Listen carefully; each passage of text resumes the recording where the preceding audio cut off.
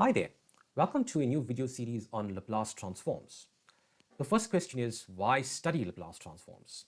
Well, it helps us solve a great deal of complex problems. It does that by taking a differential equation, which is presented in the time domain, and then we can take that and we can convert it into an algebraic equation. And algebraic equations are generally much easier to solve compared to differential equations. So this transform allows us to convert a differential equation to an algebraic equation and make it much easier to solve like that. So in doing so, we can analyze systems like circuits, control systems, and mechanical vibrations in a much easier manner, and we can use it and apply it to systems where we need it to be stable over a long period of time. For example, the autopilot on a plane. We want the autopilot to be very responsive, and we want it to be stable over a long period of time. So in analyzing and designing these kinds of systems, we find it very useful to actually apply Laplace transforms. So what is a Laplace transform? What does it look like mathematically? So what happens is we have a function in the time domain, essentially some function of time, and we convert it. We apply a transformation to this function, and the way we write it is that it's a capital letter L, and this L represents the Laplace transform of the function.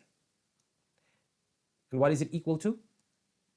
What we do is we take our function of t, we multiply it by an exponential function, and that exponent is e to the minus st, and then we integrate it from 0 to infinity with the constant of integration, or rather the integration variable being t.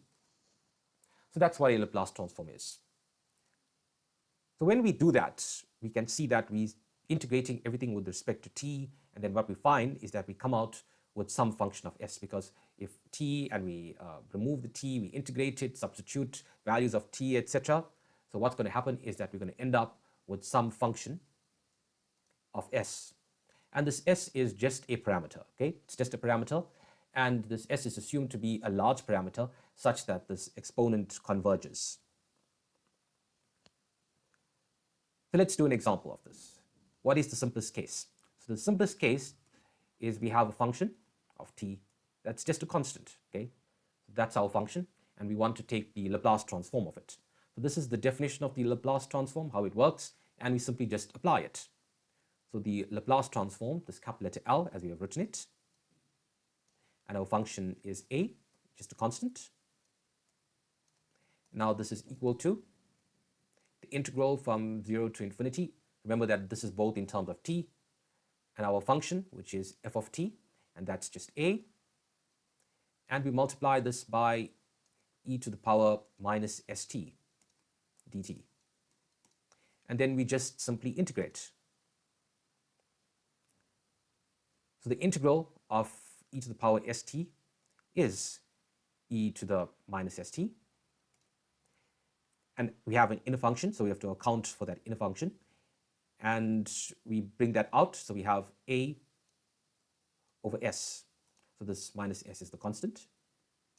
And then we're integrating this from 0 to infinity. So now if we substitute infinity here for t, so we have e to the power minus infinity, and if we just draw the graph of e to the minus st, it looks something like that. So there's t on the x-axis here. So we can see that as t goes to infinity, this function will simply just approach 0. So e to the minus infinity there on the top is simply just going to give us 0. So what we're left with, if we bring out this minus a over s outside, we're left with a over s.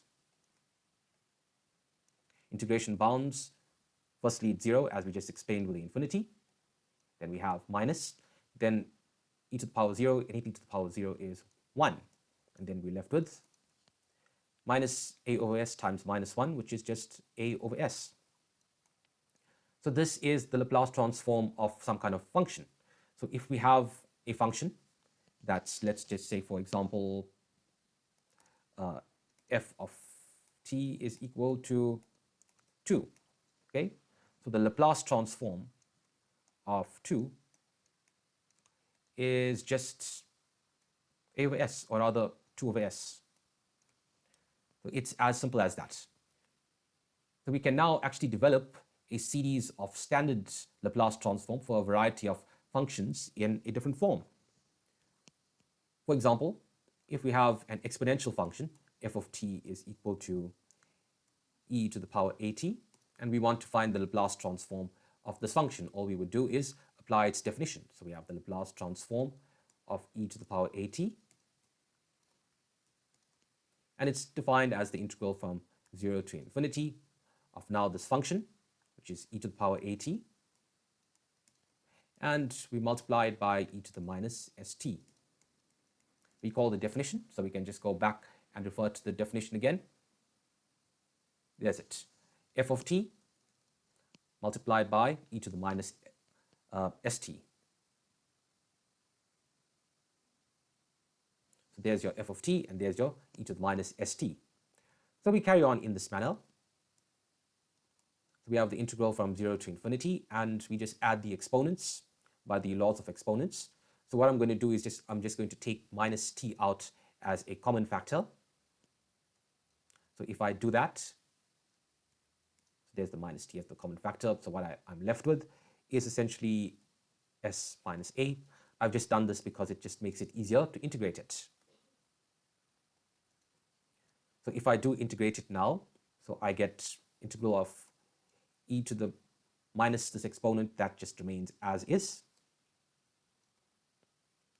That's s minus a t, and then I account for the inner function, so I need to multiply it by 1 over, rather minus 1 over s minus a,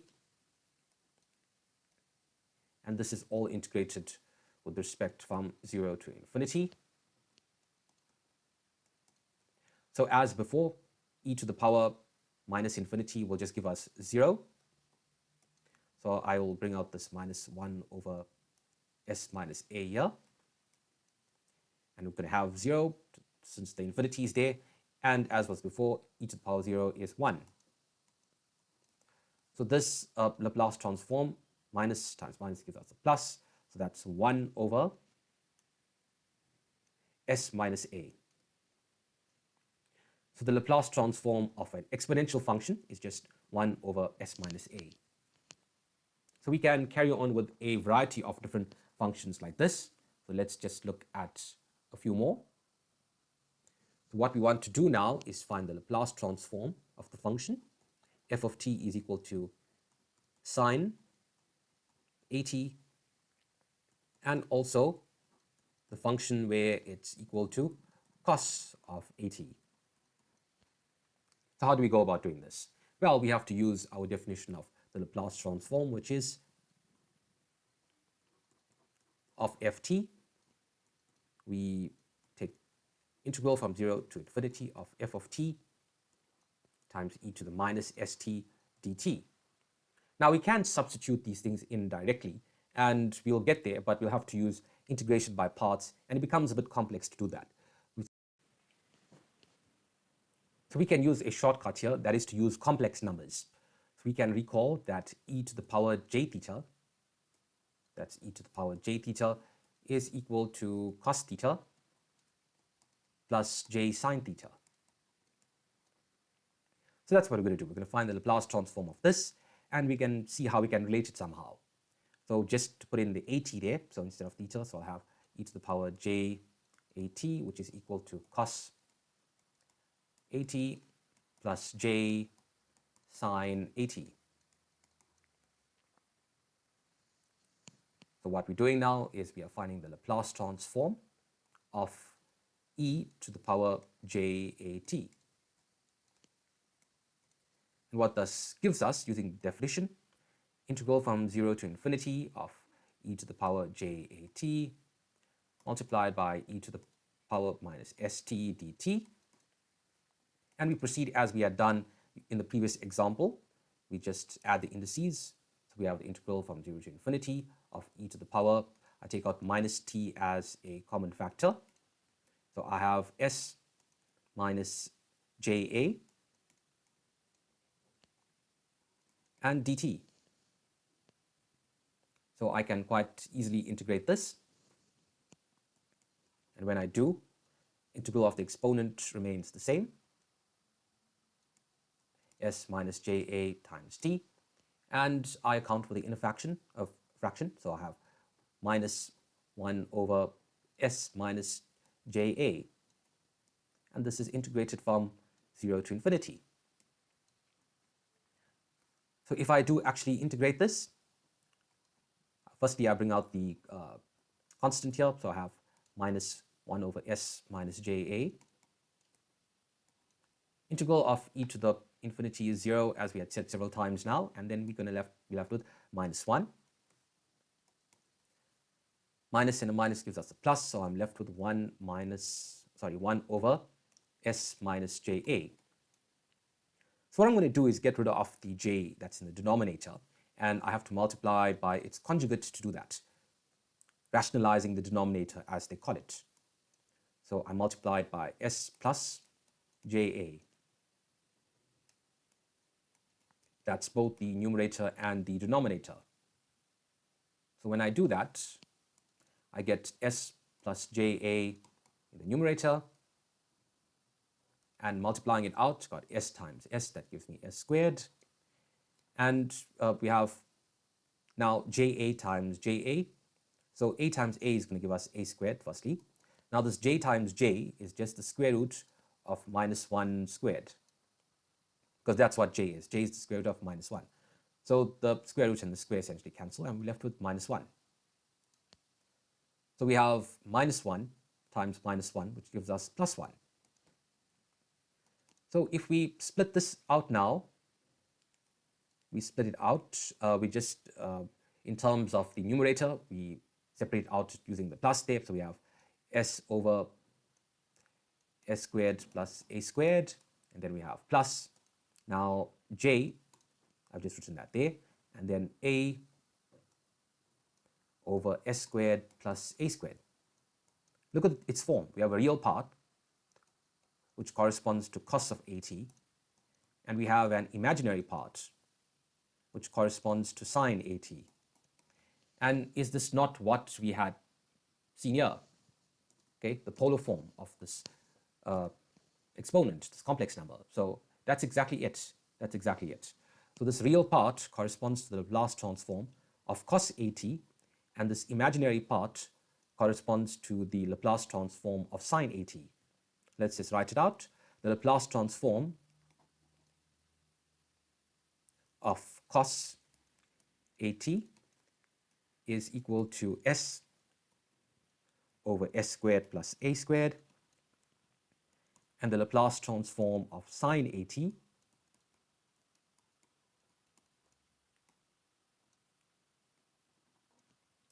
that's just equal to a over s squared plus a squared.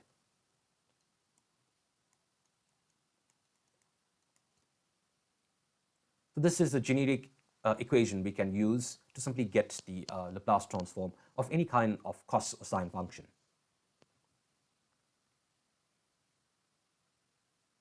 So the last standard Laplace transform that we're going to look at is the function of t, in which we have t to the power n. Okay, so this would be your polynomial functions, for example, t to the power 4 or t squared or whatever it is the case. So n is just a generic exponent here. So as we had done previously, so to find the Laplace transform of t to the power n,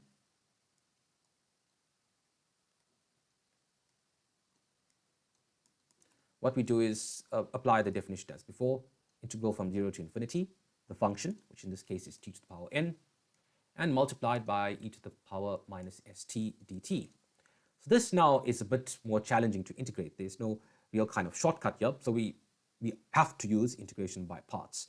So if we just remind ourselves what is integration by parts, we have to have two functions, for example, uv, right? So we say that the integral of u dv is equal to uv minus the integral of v du. So since this is now from 0 to infinity, it's a definite integral, so we have to integrate this thing from 0 to infinity like that. So we have to say one thing is u and one thing is v. So what we'll do is that we'll say that u is equal to t to the power n. That means that du is equal to n times t to the power n minus 1 dt. Then we'll say that dv is that portion. So that's u and that's v. So v is equal to e to the minus st dt. So that means that dv, we have to integrate it. Sorry, this is dv. So that means that v is equal to just minus 1 over s times e to the power minus st. So now we just put it into our formula for integration by parts, and we get our expression. So let's call this original expression, this Laplace transform, let's call that I n. So the integral of n, where n is this exponent here. So we'll say that I n is equal to, firstly, uv. So we have t to the power n, then we have v. So we're multiplying this by minus 1 over s times e to the minus st, and we're integrating this from 0 to infinity.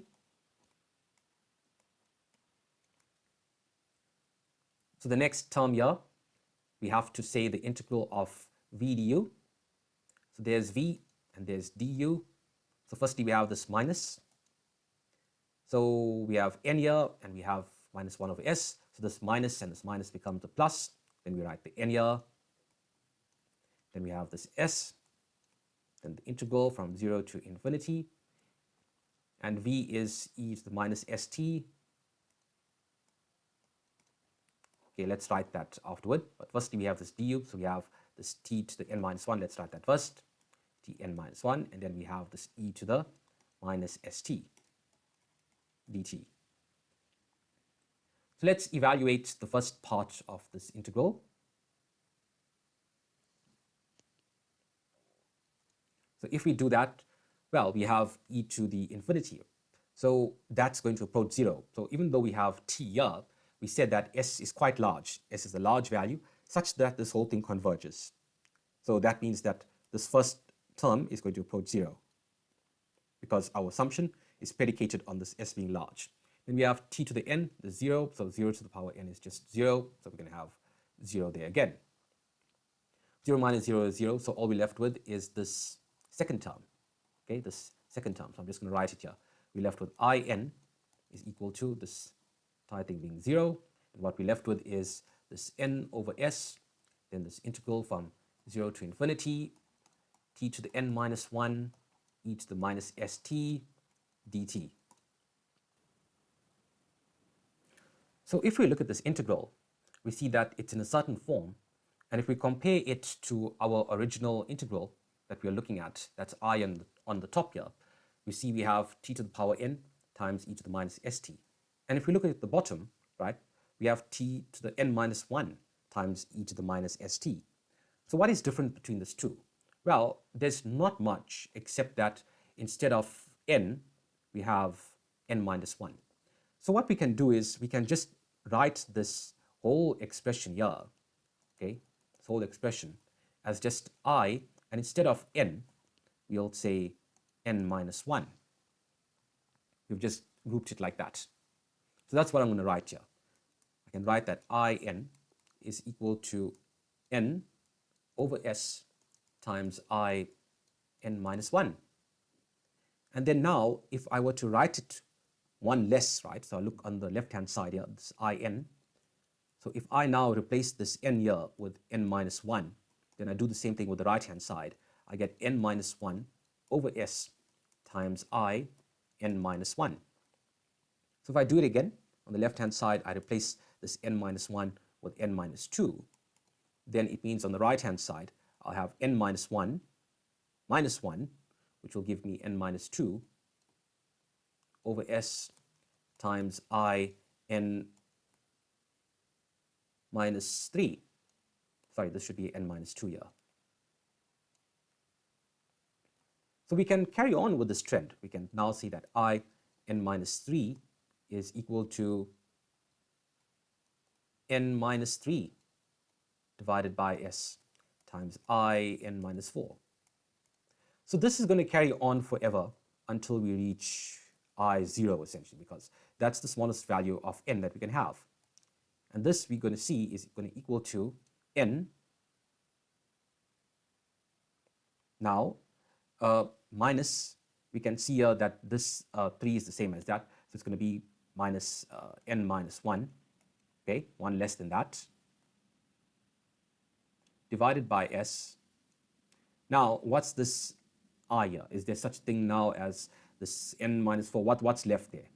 Well, the answer is nothing, because if we think about what I0 actually is, if we go here on the top, we have I n here, we have I0. So let's just look at I0. I'll just write it here. So I0 is just going to be integral from 0 to infinity of t to the power 0 times e to the minus st dt. And anything to the power 0 is just 1, okay? And the Laplace transform, as we had seen earlier, the Laplace transform of a constant, first example, is just a over s. So in this case here, the constant is 1. So that means that I0 is essentially just 1 over s. That's what it is.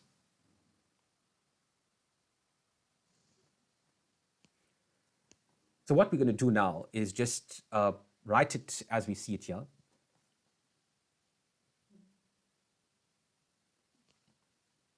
So this In is equal to n over s, I'm just copying this, times In minus 1. But what is In minus 1? In minus 1 is this thing. So we can substitute that in there. So what I'm left with is now this n minus 1 divided by s times In minus 2. But what is this In minus, sorry, there should be 1 over s here as well. This In minus 2 is now this n minus 2 over s times In minus 3. So I can replace that there. So I have n minus 2 divided by s times In minus 3. And I replace this In minus 3 with n minus 3 over s times In minus 4. So I have n minus 3 over s In minus 4. So it's going to carry on like that. It's just going to carry on like that. So we will keep replacing until we get to I0. And what is I0? We substitute that expression in for I0, which is n minus 1 over s times 1 over s. Okay? So what that means is that we have n times n minus 1 times n minus 2 and so on. Goes on in that way. So that is just n factorial divided by, and we have s now that's being multiplied n times. So n stops there. So we have s to the power n. And we have an additional s here because of this I0 with this 1 over s. So we have to add 1 to it. So that is it. That is essentially what In is equal to. And In was the thing that we were wanting to solve. That was the Laplace transform. So what this result says that the Laplace transform of t to the power n, which is our original function, is simply equal to n factorial divided by s to the power n plus 1. We continue this video series on Laplace transforms by now considering the first shift theorem. So we had seen that we have a function of t, and the Laplace transform of this function of t is given as the integral from 0 to infinity of this function multiplied by e to the minus st dt. So this first shift theorem is about now we take our function of t and we multiply it by e to the minus at, and we want the Laplace transform of this new function, that is these two functions multiplied together. So how do we go about this? when we look at the Laplace transform of the function as it is, we see that we end up, after taking this integral, with some function of s. So that is the context with which this first shift theorem would apply. So let's just substitute this e to the minus at times f of t inside this definition of the Laplace transform. That's integral from 0 to infinity of e to the minus at times the function of time multiplied by e to the minus st dt. Since it is an exponent, we can just add the indices of these two exponential functions. And when we do that, we get the integral from 0 to infinity of some function of time times e to the, we take out this minus t as a common factor, then we just left with s plus a. So this is it. We can see that it's literally exactly almost the same as the Laplace transform as it is, whereas here instead of s, we just have s plus a. So if the Laplace transform generally is a function of s, it means that when we multiply it by this exponent e to the minus at, all we just get is this original function, but s plus a instead of s. So that's all that there is to it. And how would this actually work in an example? We can just look at that. So we have some function of t, and it's equal to sine 2t, for example. If we refer back to our standard Laplace transforms that we had derived in the previous video, we had seen that the Laplace transform of sine 80, Laplace transform of sine 80 is just equal to a over s squared plus a squared. So in this case here, a is equal to 2. Okay, so we just substitute that in. So the Laplace transform of sine 2t is just equal to 2 over s squared plus 4. So now what we want to consider is we have this sine 2t as it is, and we now multiplying it by this exponent e to the minus 3t. And we want the Laplace transform of this new combined function like this. So what does the first shift theorem says? The first shift theorem says, as we had just seen, was we just take our Laplace transform for the function as it is and just replace it with s plus a. So in this case here, this a here is now 3. So we have our original function here, Laplace transform that is, and we replace s with s plus a. And just remember, this a is now associated with this exponent. So instead of s squared, we'll have s plus 3 squared. And this is because a is equal to 3. This is e to the minus 80 here. And then plus 4. So now if we just expand this out, we get 2 over s squared plus 6s. Then 3 squared is 9, 9 plus 4 is 13. So that is how the first shift theorem works, also shifting by a or something like that. So it's just a matter of simply just taking out the Laplace transform of the function, and then in the final transform just replace the s with s plus a, as we have seen demonstrated now in this example. We continue our video series on Laplace transforms by considering another theorem, that is multiplying by t. So we have seen that the Laplace transform of some kind of function t is eventually some function of s. And of course, this is essentially the integral from 0 to infinity of the function multiplied by e to the minus st dt. So once we integrate all of this, we eventually get some function of s. So what we're considering now is taking this function of t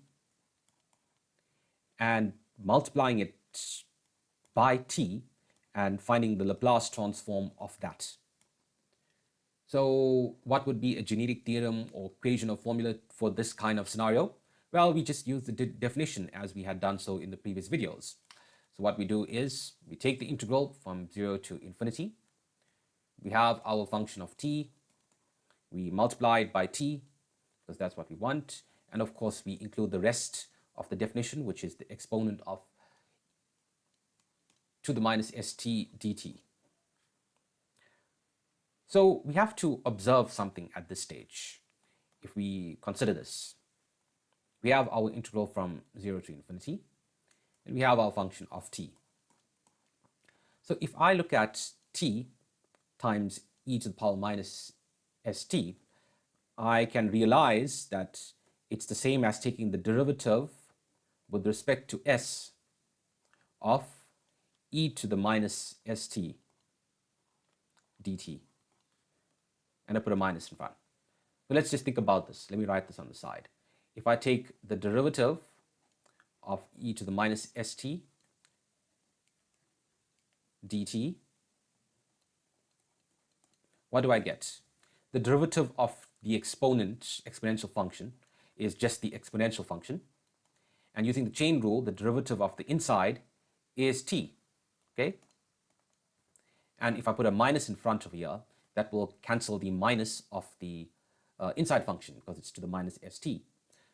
So the derivative of this exponential function is t times e to the minus st. And that's exactly what we have here. We have t times e to the minus st, which is just the derivative of e to the minus st. So what I'm going to do is just bring out this derivative to the front. And if I do that, then I get minus dds integral of 0 to infinity f of t, and that remains as is, e to the minus st dt. And what is this? This is just our definition of the Laplace transform, as you can see here on the top. So this is just f of s. So this term will just be replaced by the Laplace transform f of s. So I get dds of f of s. So what this means is that if I have a function and I take the Laplace transform of that function, and now if I want to find the Laplace transform of t times that function, all I do is I just take the derivative of that Laplace transform. So let's just illustrate this with a simple example. So let's just say we have f of t is equal to sine 2t. So using our standard transforms, which you can go and look at in the previous videos, the Laplace transform of sine 2t is just equal to 2 over s squared plus 4. Okay, so just a reminder here that the Laplace transform of sine 80 is just equal to a over s squared plus a squared. So in this instance here, a is 2, and then that's how we get this here. So we had derived this in the first video in this series. So now if I wanted to find the Laplace transform of not sine 2t, but sine 2t multiplied by t, then according to what I just derived here, I just need to take the derivative of this. So this is my f of s. Just erase that. So this is my f of s, my some function of s, which is the Laplace transform of sine 2t. So to find the derivative of t times sine 2t, I just take the derivative of f of s. So minus dds of f of s, like that. So the derivative of 2 over s squared plus 4. Okay, so we have to use the chain rule here. So we have firstly s squared plus 4, that's to the minus 1. So let's just write it on the side. So we have 2 into s squared plus 4 to the minus 1. So I bring the minus 1 to the front, so I have minus 2 into s squared plus 4 to the minus 2. But I also have to take the derivative of the inside function. So I'm going to have now this minus 2 that's here, and also need to multiply it now by 2s. That's an s, because that's the derivative of s squared. So 2 times 2 is 4, okay? So I'm going to have minus 4. So the minus here and the minus here is going to give me a plus. So I'm left with 4s, because of this 2 times 2, over s squared plus 4 squared. Remember, it's to the minus 2.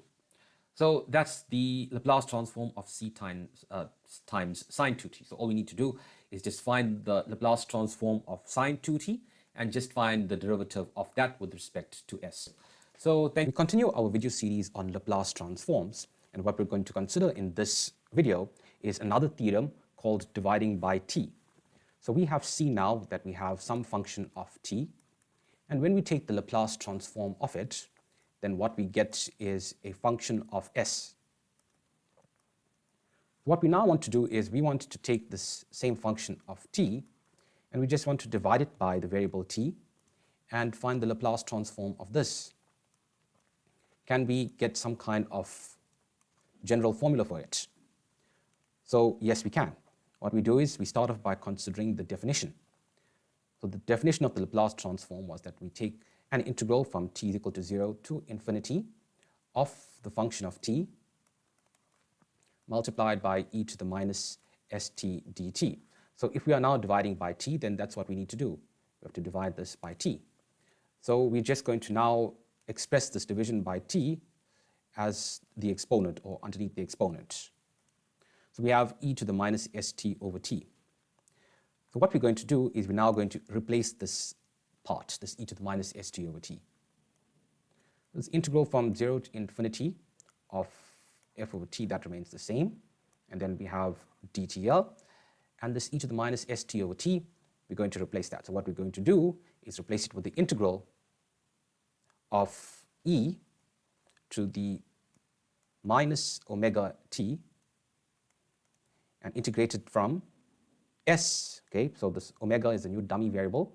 So that omega is going to be integrated from s to infinity. And since we introduced the integral, we have to introduce d omega. So does this actually work out? How does this actually work out? It does work out. If we just consider this integral, what we have just written, integral of e to the minus omega t, if we integrate it, what do we get? We get the integral of e to the minus omega t, and we have to take cognizance of this inside function, this minus omega t, and since omega is the variable of integration, it means that t is being treated as a constant. So we're going to have minus 1 over t in front. And now if we're integrating this from s to infinity, we're integrating this from s to infinity, okay? Then the integral of e to the infinity as omega approaches infinity is going to be 0. So we have minus there, that's in front, and we have 0 for this first boundary of integration of this infinity, and then minus. And the second one is going to be, we just substitute omega with s, so we have e to the minus st. And of course, this gives us e to the minus st, and this corresponds with our definition of the Laplace transform, e to the minus st. So we just have seen how this e to the minus st over t can be replaced with this integral here. So what we're now going to do is just swap some of these things around by our rules of integration. We know that we are allowed to do this.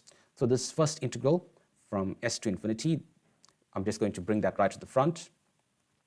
So I'm going to have this integral where omega goes from s to infinity. And then I'm going to write this second integral in terms of t. So that's from 0 to infinity. And then I have f of t. And then I have e to the minus omega t. And then my first inner integral here is with respect to t. And the outer is with respect to omega. So if I just think about what I have here, this inner integral actually is the form of the Laplace transform. If we think about what the form of the Laplace transform is, you would remember that it's the integral from 0 to infinity of f of t times e to the minus st dt.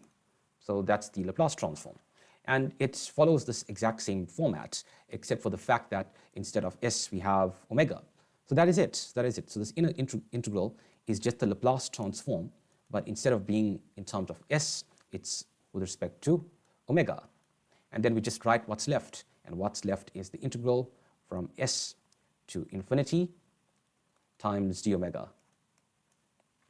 So what does this mean? What have we just done? What have we just proved? What we've just proved is the fact that if we have some function of t, and if we divide it by t, the Laplace transform of this is the same as taking the Laplace transform of this function of t, and instead of writing s, you write omega, and then you take what's left and just integrate it to be from s to infinity. And we can illustrate that point with a simple example. But before we do that, we must just realize and understand that we have introduced a denominator inside this Laplace transform since we are dividing by t. And since it has this integral, that's how the Laplace transform is defined, we have some issue of convergence with regards to limits. So we have to actually check whether this f of t over t actually exists. So before we even proceed with applying this rule, applying this formula, we need to check if the limit as t approaches 0 of f of t over t actually exists. That's the first thing that we need to do, and then we proceed to apply that rule. So let's illustrate this with a simple example. So we want to find the Laplace transform of the function 1 minus cos of 2t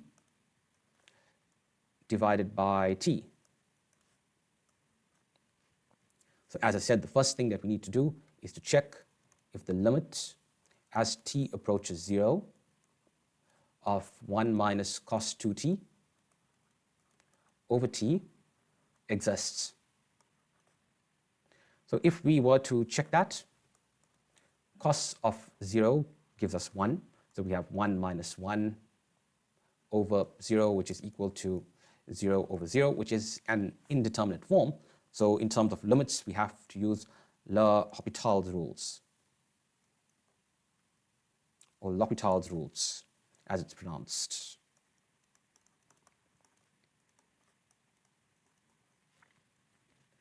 So that involves taking the denominator of, taking the derivative of the numerator and the denominator. So if we proceed to do that, the derivative of 1 minus cos t is just 2 sine t, 2 sine 2t. The derivative of cos is minus sine. And then we have derivative of t in the denominator, which is just 1. And that is just going to give us 0. So this limit does actually exist. So now that we have shown that the limit exists, we can proceed to use the rule. So what does the rule say? The rule says that the Laplace transform of some function of t over t is equal to the Laplace transform of the function that's in the numerator, and we replace s with sigma, and then what we do is we integrate what's left from s to infinity with respect to sigma. So our function was the Laplace transform of 1 minus cos 2t all over t. So the Laplace transform of 1 minus cos 2t is equal to, firstly, the Laplace transform of 1, that's 1 over s, minus the Laplace transform of cos 2t, and we showed that this is a standard transform in the previous videos, which becomes s over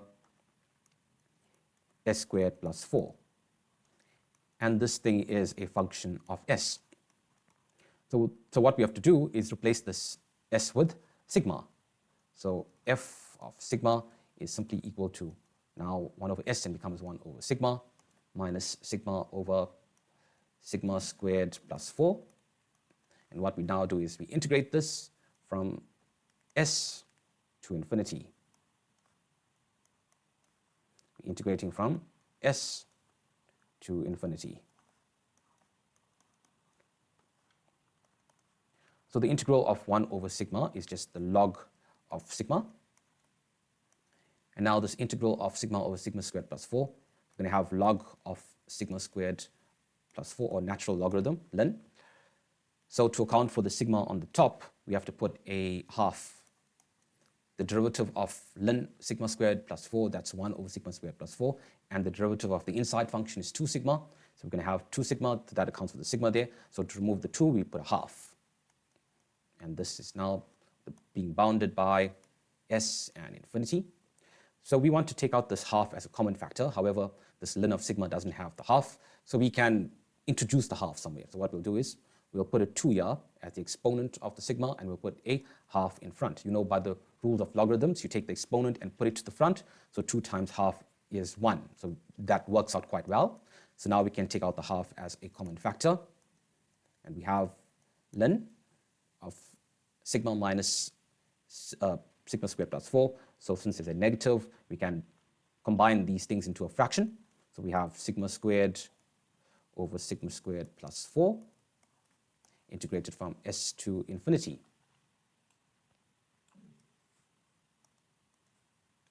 So if we take a limit and now we consider as sigma approaches infinity, well, this fraction is just going to approach 1, and ln of 1 is just going to give us 0. So what we're left with is half into 0 minus ln of s squared over s squared plus 4.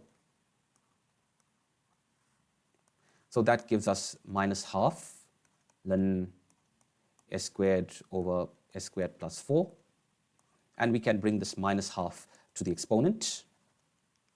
So we have minus half here. And what we can do is just swap the numerator and the denominator, and it becomes plus this exponent, plus half, and that's just a square root. So the final answer is ln of the square root of s squared plus 4 divided by s squared. So this was just an illustrative example of how this procedure works. But in a nutshell, if we have a function that's divided by t and we want the Laplace transform, all we do is take the Laplace transform of the numerator, the original function, and then we replace the s with sigma, and then we take what's left and integrate it between s and infinity. And in this case here, it had given us this final answer of ln of s squared plus 4 over s squared. In this video, we're going to talk about the inverse Laplace transform. So thus far, we have seen that we take the Laplace transform of some kind of function, for example, sine of 80, and according to our standard transforms, which we had seen in the previous videos, this is equal to a over s squared plus a squared. So what we're talking about now is that if we are given the Laplace transform, can we somehow determine the original function that had come up with this Laplace transform? So what we're asking for is the inverse of the Laplace transform. So we write that as L to the minus 1. So we want the inverse of the Laplace transform of a over s squared plus a squared. So in this case, it's sine 80. So this does not mean that we're taking a reciprocal or something like that. It just means that we're taking the inverse of this Laplace transform to find this original function. So it's easy once we have these kinds of standard transforms. So another example would be the inverse Laplace transform of 1 over s minus 2. So you would recall that the Laplace transform of e to the power 80 is equal to 1 over s minus a. So this is what we're given. We're given the inverse now of this 1 over s minus a. In this case here, this a is 2. So our original function is e to the power 2t. We just replace this a with 2. And we can carry on in this manner of finding the standard transforms. It sometimes gets a bit more difficult now if we have more complex types of functions where it's not easy to see. But before we look at that, maybe just an extension of this example is if we have two terms, for example, 1 over s plus 2 plus 2 over s minus 3.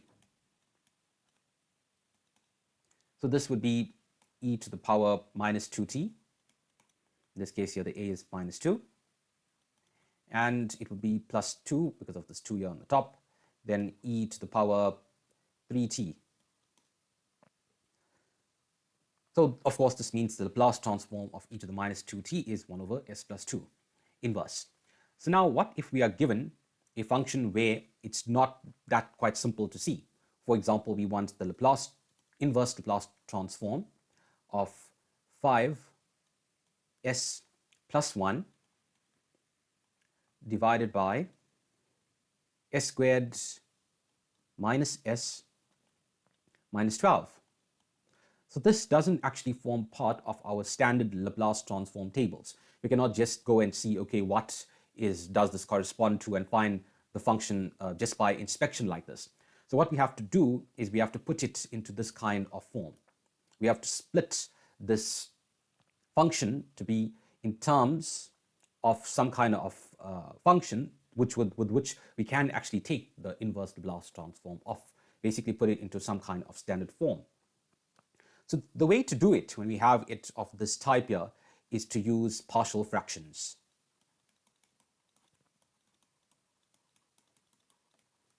So what we essentially do is split this fraction into two terms, as is in this previous example. So there are some rules of partial fractions that we need to be aware of to be able to apply it.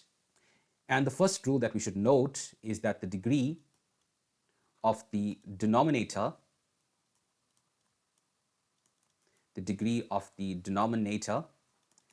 must be greater than the degree of the numerator. So we can see that in the denominator it's of order 2, and in the numerator it's of order 1. So obviously 2 is more than 1, therefore we can use this method of partial fractions. So the rules of partial fractions are that, okay, if we have some numerator k divided by s plus a and then s plus b, then we can split this into two terms, a, coefficient a, over s plus a plus b, a new coefficient b, divided by s plus b. Another rule of partial fractions is, let's just say now we have something like k over s plus a squared. So what this will look like is the coefficient a divided by s plus a plus b over s plus a squared. So if we had cubed here instead of squared, what we would do is we would just add another term, plus c over s plus a cubed. It would carry on in that manner. So there's just one more rule to be aware of, and that is k over, just write that a bit better. So we have k over s plus a into s squared plus ps plus q, where p and q are just coefficients of this quadratic part of this denominator here. So what this would look like is that we would have this s plus a. So we can have s plus a like that, associated with this coefficient capital letter A. Now we will have this quadratic term s squared plus ps plus q in the denominator of the second term, but in the numerator, instead of having just a single coefficient like a, instead we'll have thus bs plus c. So this b and this c are both constants like that. So if we now apply this to our example, we can just go back to our example, and it was 5s plus 1 divided by s squared minus s minus 12. So we're now going to put that in the form of partial fractions using this rule that we had just shown. Let's just take out that fraction and let's just split it. So this was 5s plus 1 divided by s squared minus s minus 12. So the first thing that we have to do is to take this denominator and factorize it. So we have 5s plus 1, and when we factorize that denominator, we get s minus 4, s plus 3. So we can now see that is in the form as we had shown. So we separate it out. We have two coefficients, a over s minus 4 plus b over s plus 3. So what we're now going to do is this equation, we're going to multiply both sides by this denominator of the term you see on the left-hand side. So we're going to multiply both sides by s minus 4, s plus 3. So if we do that, we're going to get 5s plus 1, which is equal to a into s plus 3 plus b into s minus 4. So we need to solve for these coefficients a and b. So the technique to do that is to just substitute values of s and then solve for a and b. So what we're going to do is we're going to substitute s is equal to 4. So if s is equal to 4, we put that in. 5 times 4 is 20. 20 plus 1 is 21.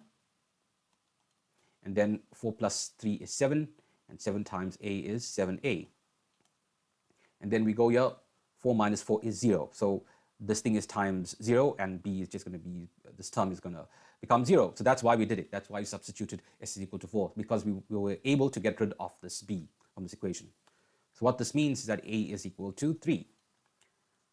So we can substitute another value for s. So we'll now substitute s is equal to minus 3.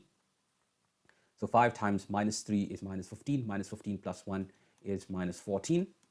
And minus 3 plus 3 gives us 0. So this a term is gone. And then we have minus 3 minus 4, that is minus 7. So we have minus 7b. That means that b is equal to 2.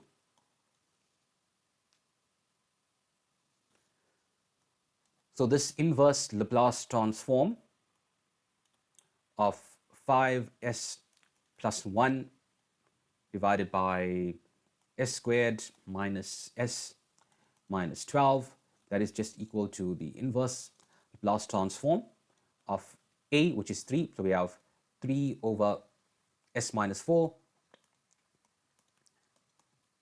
plus b, which is now shown as 2 over s plus 3. And we have this in a standard form. So this is just equal to e to the power 4t with the 3 in the front plus 2e to the power minus 3t. And that's how we would do it.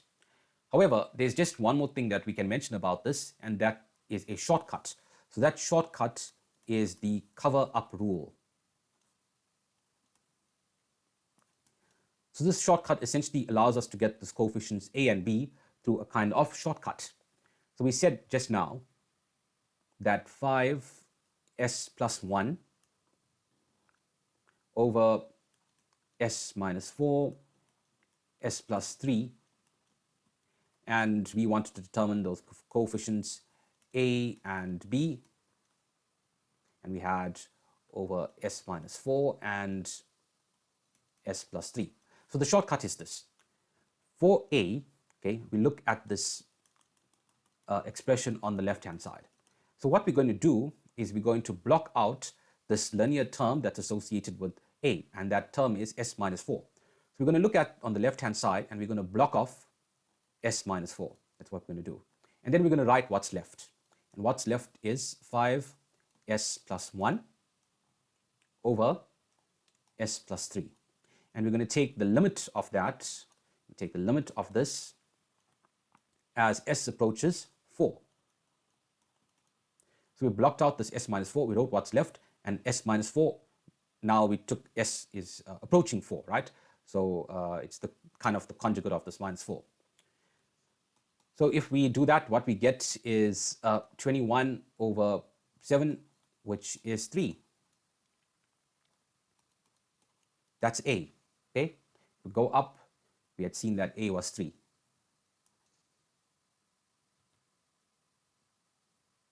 So to determine b, we do the same thing. What we do now is instead of blocking s minus 4, we block s plus 3. So there's s minus 4, and now we just block out this s plus 3. We write what's left, so that's 5s plus 1 divided by s minus 4. And we take the limit as s now approaches minus 3. So what this is minus 14, 5 times minus 3 plus 1, then minus 3 minus 4 is minus 7, which is just 2, which is what b was equal to, as you can see here on the top. So this is essentially a shortcut for establishing these coefficients a and b. So they only work if this kind of fraction that we're taking is in this particular form with these linear coefficients like this. So in this video, we spoke about the inverse Laplace transform, and all this essentially entails is looking at what expression we have, the transformed expression, and trying to find what kind of original function gave us that Laplace transform. And we saw that when we have complex fractions, or we have to now use partial fractions to determine what the expressions are, and then we can take the inverse transform like that. In the first video in this series on Laplace transforms, we had said that a significant application of Laplace transforms is the ability to solve differential equations. And we can take a differential equation and convert it into an algebraic equation, and we can easily solve. So this video is going to illustrate that process. So to solve a differential equation using Laplace transforms, we just go through these 4 steps. So the first one is to rewrite the differential equation in terms of Laplace transforms. So we take each term of the differential equation and then write the Laplace transform of it. And that includes needing to write the Laplace transform of the actual derivative itself. So we'll see how to do that just now.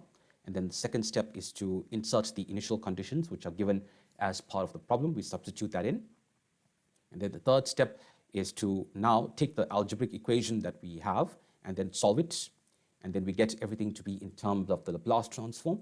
And then the last step is to now take the inverse of the Laplace transform, and then we get the actual solution of the differential equation like that. So the whole process is illustrated through a simple example, and that will become clear as we go through these different steps, how it actually works.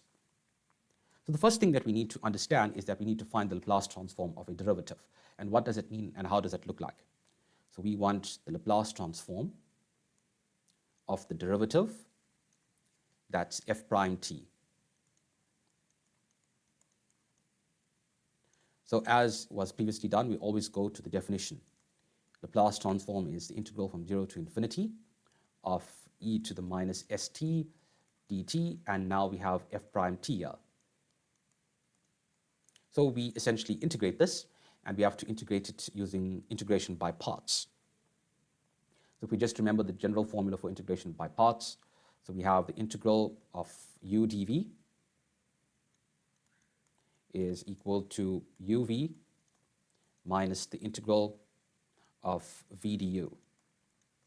We're integrating from 0 to infinity, so that's from 0 to infinity, and that's also from 0 to infinity. So one thing is going to be u, and one thing is going to be v.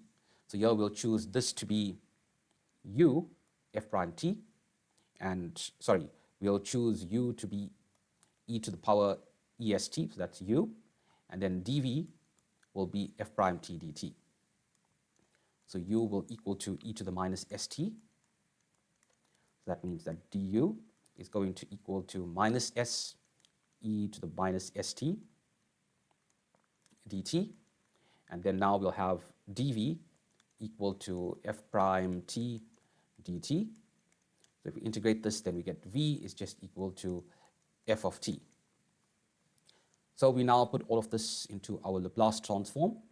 So Laplace transform of f prime t is now equal to, firstly, uv. So we have e to the minus st times v. So we have e to the minus st times f of t.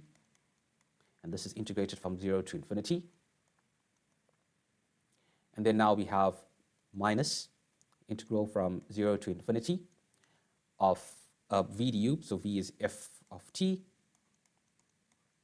and then we are multiplying this by du, so that's times minus e to the minus st, well, the minus, and the minus here is going to give us a plus. And now this s, I'll just write it outside of the integral since it's a constant here. Then we have what's left, which is e to the minus st dt. So the Laplace transform of the derivative f prime t is now equal to, so this first integral, these bounds, so we substitute that in. So if we substitute in infinity as t goes to infinity here, so even though this f of t will go to infinity, this e to the minus st will go to 0. And we assume that this constant s is big enough such that this whole term will approach 0. So we have 0 inside here. So that's the first term. And then we have, putting in 0, e to the power 0 is going to be just minus 1.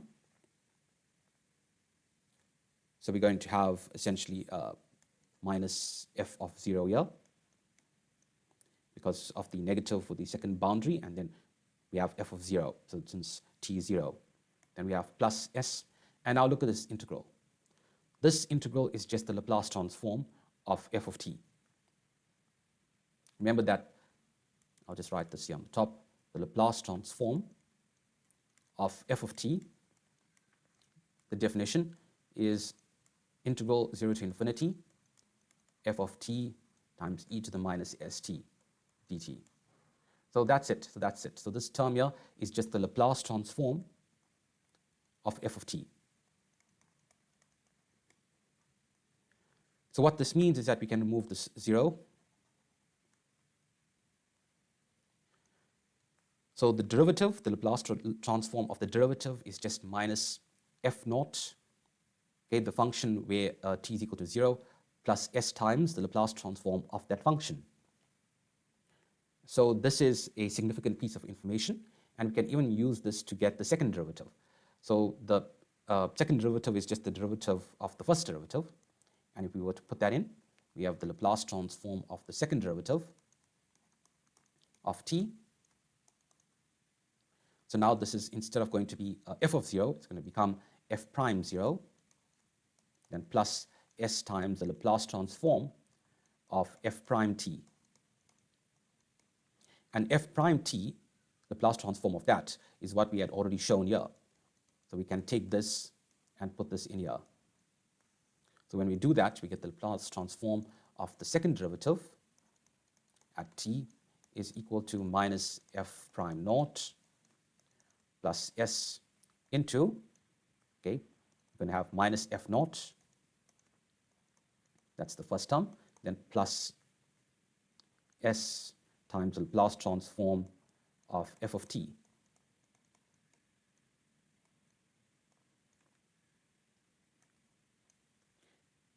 So if we just expand that out, what we get is that the Laplace transform of the second derivative of t is equal to minus f prime naught plus s, and minus times the plus will give us a minus, so we can just write that. And then s times s gives us s squared. So we have plus s squared times the Laplace transform of f of t.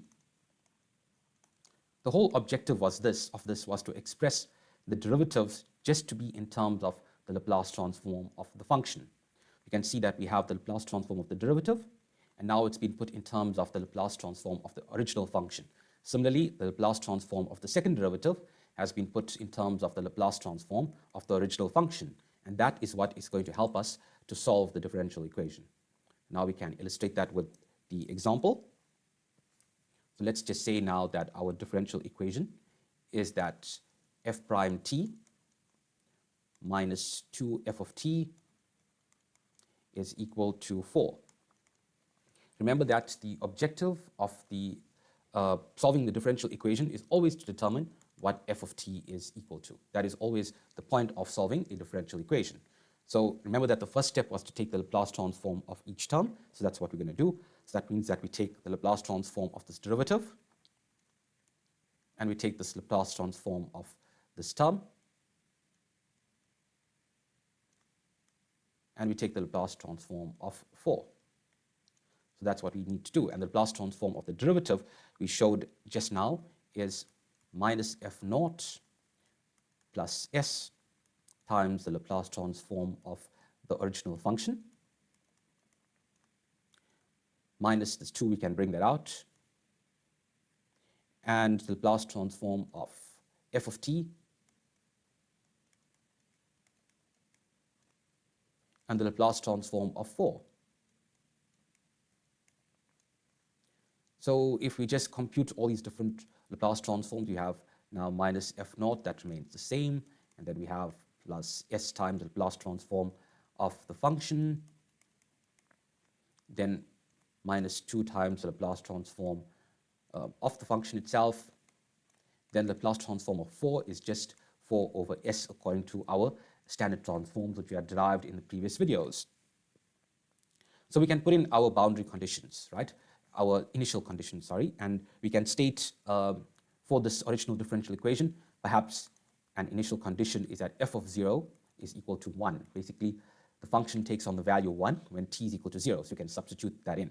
So we have minus 1 plus s times the Laplace transform of the function, minus 2 times the Laplace transform of the function, equal to 4 over s. So I take this minus 1 to the other side and I get 4 over s plus 1. So that is just merely s plus 4 divided by s. So I put that in here. So now I also take out the Laplace transform as a common factor here.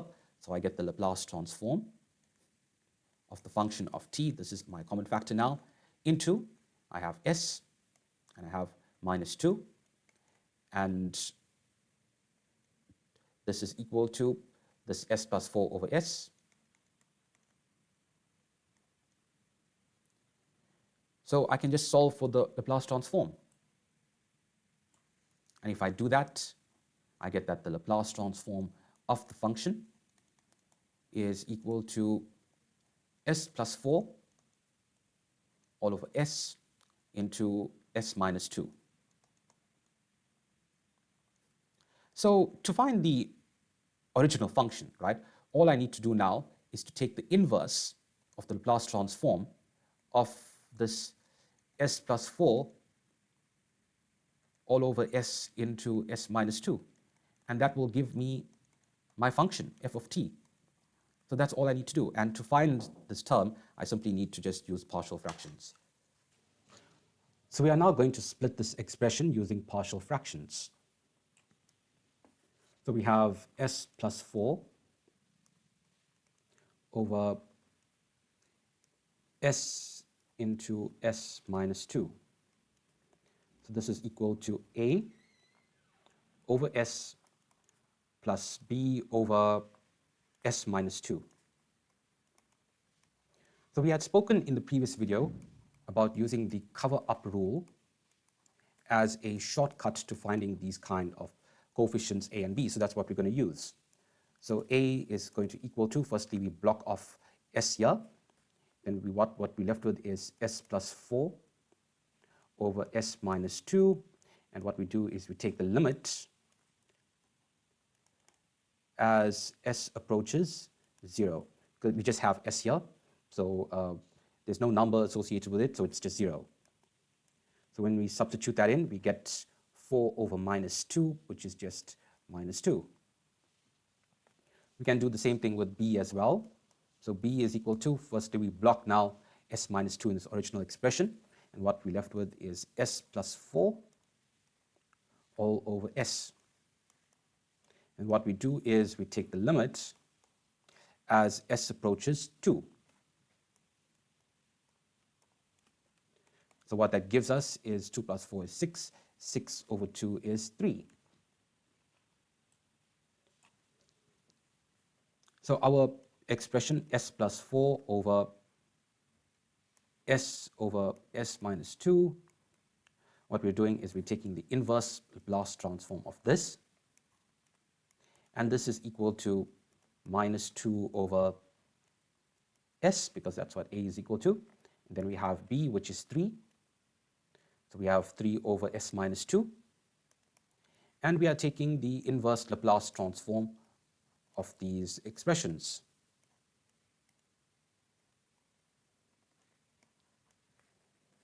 So when we do that, we find that this is equal to essentially just minus 2. That's the inverse Laplace transform of 2 over s using our standard transforms. And then we have 3. And then we have 1 over s minus 2. So using, again, our standard transforms, this is just e to the power 2 over t. And what this corresponds to is our function. We can see that the inverse Laplace transform of this expression is the function of t. And we have now the function of t is equal to this expression here. So what this means is that this is the solution to the differential equation. And this is a very powerful technique. So just to summarize it once more, what have we done? We have our differential equation. Our original differential equation was, we can just write it here on the top quickly. It was f prime t plus 2f of t is equal to 4. And the purpose of the differential equation is to solve f prime t is equal to something. And to do this, what we do is we take the Laplace transform of each term of the differential equation, and then we substitute in our initial condition. Our initial condition was we had seen that f at 0, t is equal to 0 is equal to 1. We substitute that in, which is here. And then we solve for the Laplace transform as a function of t, and then we see that it was equal to some expression. We then decompose that expression to be in terms of partial fractions, such that we had individual terms with which we could take the inverse Laplace transform, giving us our original function as the solution to the differential equation. In this video, we're going to talk about the Heaviside unit step function. So this is a very useful function. What it does is that it switches on or switches off a particular term inside an expression.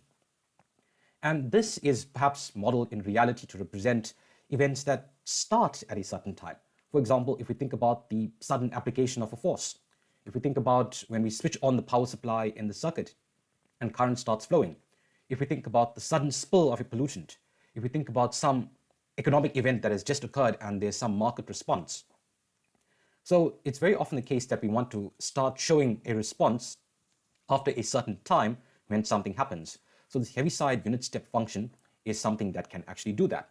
So how it actually looks like is that we have our unit step. We have time, and we have some function of time. And when time is equal to c, then that's where we have our unit step occurring. So we can say that this function of t is equal to 0 for t less than c. So when t is less than c, we can see 0. And then f of t is equal to 1 for t more than equal to c. So we can let this Heaviside unit step function take on any value actually, but just how we represent it. So how we represent it is by, we can say f of t is equal to u.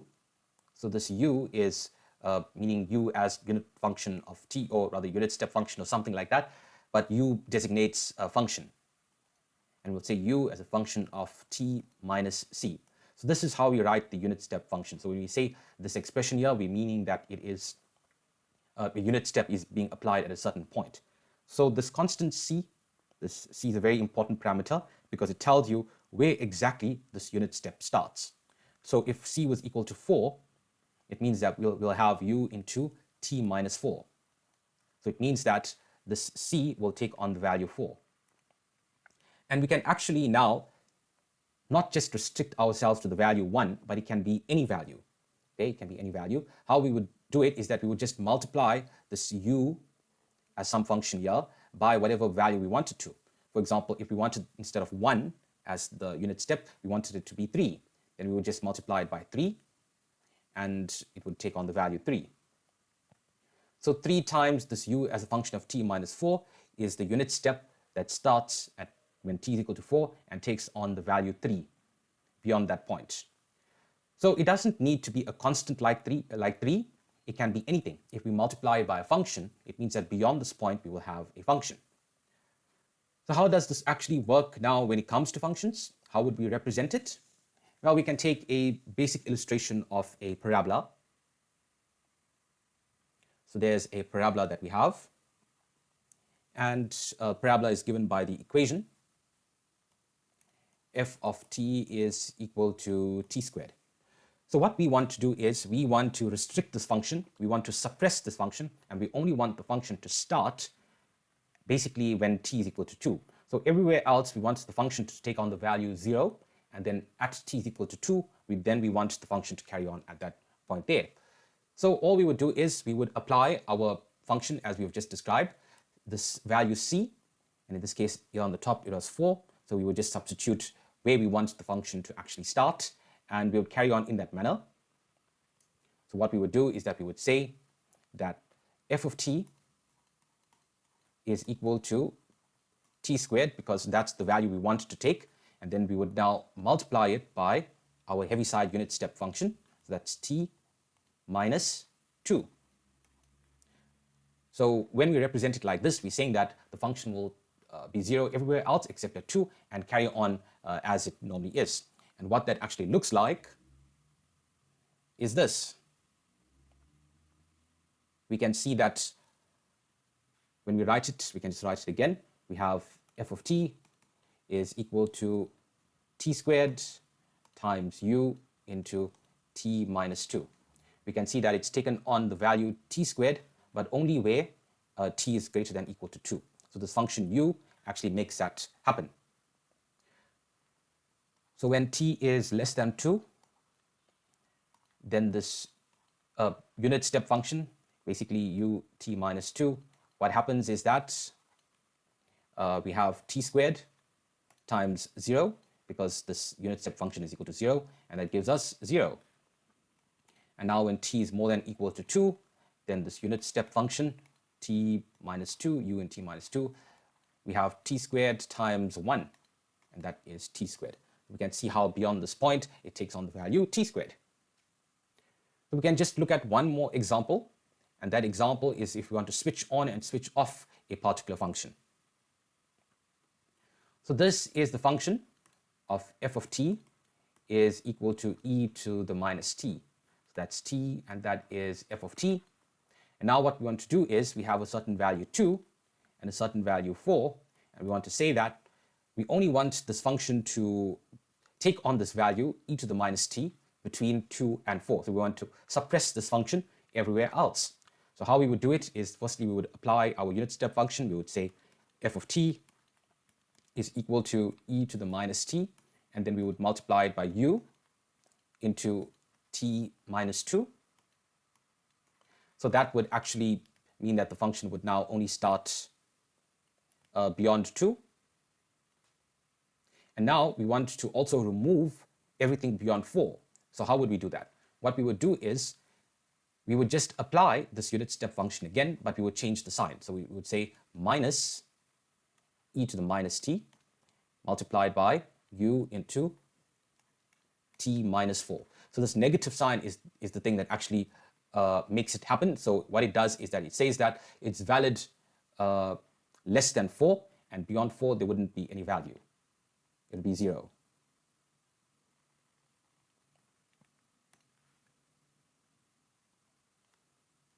So between 2 and 4, we essentially have 0.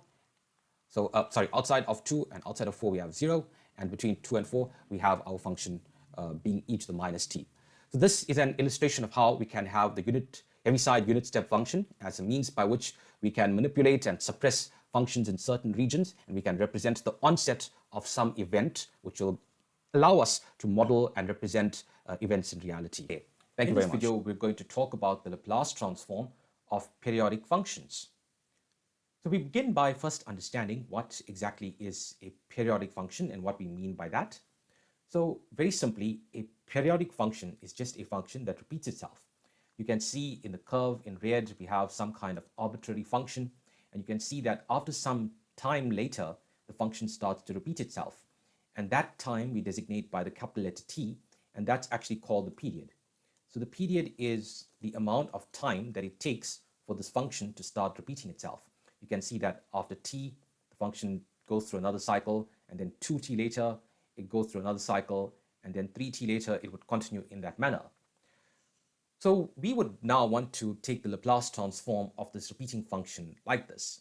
So we would firstly need to gain some kind of mathematical description of it before we can even try to take the Laplace transform of it. So what we can do is that we can give a name to each one of these parts of the curve. So we'll call this one f1 as a function of t. Then the second segment, we call it f2 as a function of t, and f3 as a function of t, and it would continue on in this manner.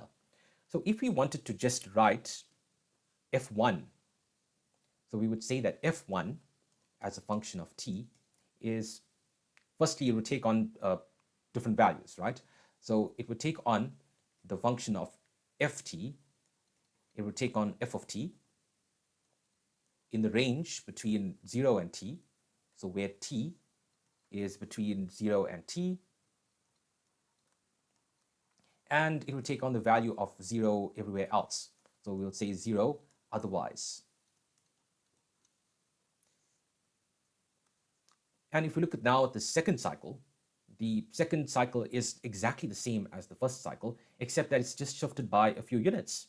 So what we need to do now is we need to somehow state this function in a way such that it's written in terms of f1t, but we somehow cancel out the function everywhere else.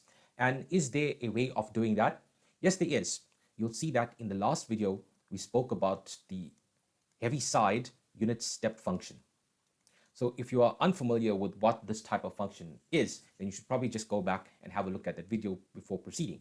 So what the Heaviside unit step function does is that it allows us to basically switch on the function at different points in time and switch it off or even activate it. So that's what we're going to do. We want to say that we want to activate a function within different periods. We want to switch on the function from this period, from this time to that time, and then switch it on again from this other time to this other time, like that. So we have written f1 as a function of time, and we're just saying it's just the function between 0 and t. So with f2t, what we're going to say is that it's the same as f1 of t, okay? It's the same as f1 of t, except that maybe if we're here, let's just say t is here. If t is there, and we want it to be there because we're saying it's f1t, then all we do is that we displace t by the period, okay? So if we take this value of t and we then minus it by the period, then we're actually just reading off the same value. So we can say that it's t minus the period capital letter T. And what we can now do to switch it on during this period of time, we use the Heaviside unit step function. And you would recall in the last video, it's written as u, and we would say t minus t, capital letter T. So what this says is that it's switching on f1 t minus t, basically with t being between t and 2t. So that's how it actually works. So if we wanted to write f3, we would do it in the exact same way. We would say f3 as a function of time is equal to f1, but in this case here we'll have 2t, okay? We'll need to subtract 2t. There's 1t and there's 2t. So we'll have t minus 2t into u minus into t minus 2t. So we have written each of the sections of the graph in this manner, and we can simply just combine it. So how we would combine it is that we would write it as a function of t, which is what we want. We now have a generalized function of t, and it's equal to, well, this first portion f1 of t, and then we have plus, and this second portion is f2, so there's f2 of t here, and what it's equal to is f1 t minus t times this Heaviside unit step function, and that's u into t minus t. And then we would have f3, and f3 we know is f1 into t minus 2t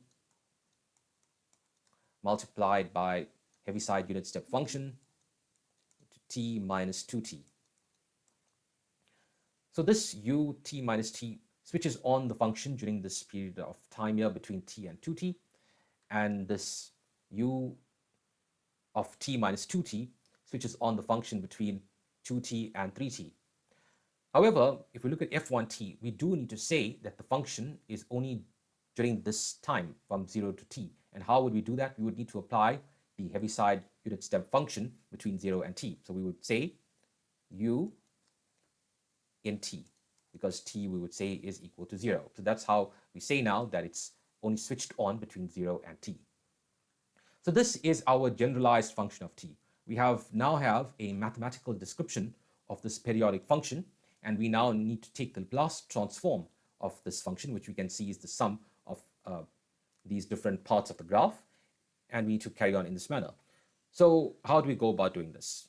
Well, all we would do is we would take the Laplace transform of each term. So the Laplace transform of this function of t,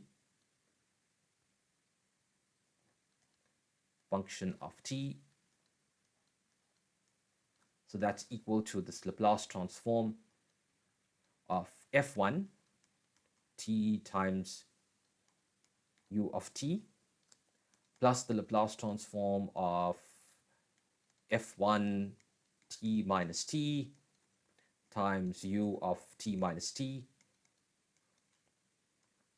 plus this Laplace transform of f1 t minus 2t times u of t minus 2t, and it would carry on to infinity. So now we're faced with another problem. How do we address now taking the Laplace transform of this Heaviside unit step function? How do we incorporate that as part of the Laplace transform? Okay, so we just need to understand that quickly. So we can do it for each term, but let's just isolate this second term. Let's take the Laplace transform of it and get an understanding of how we account for this Heaviside unit step function. So what we're looking at is the Laplace transform of this term, and that is f1 t minus t times Heaviside unit step function u of t minus t. So as is always the case, we commence with the definition. We apply the definition. And the definition of the Laplace transform is that it's the integral from 0 to infinity.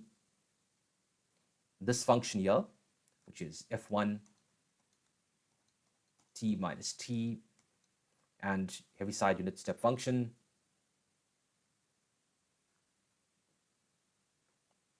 which is u t minus t, and multiplied by e to the minus st.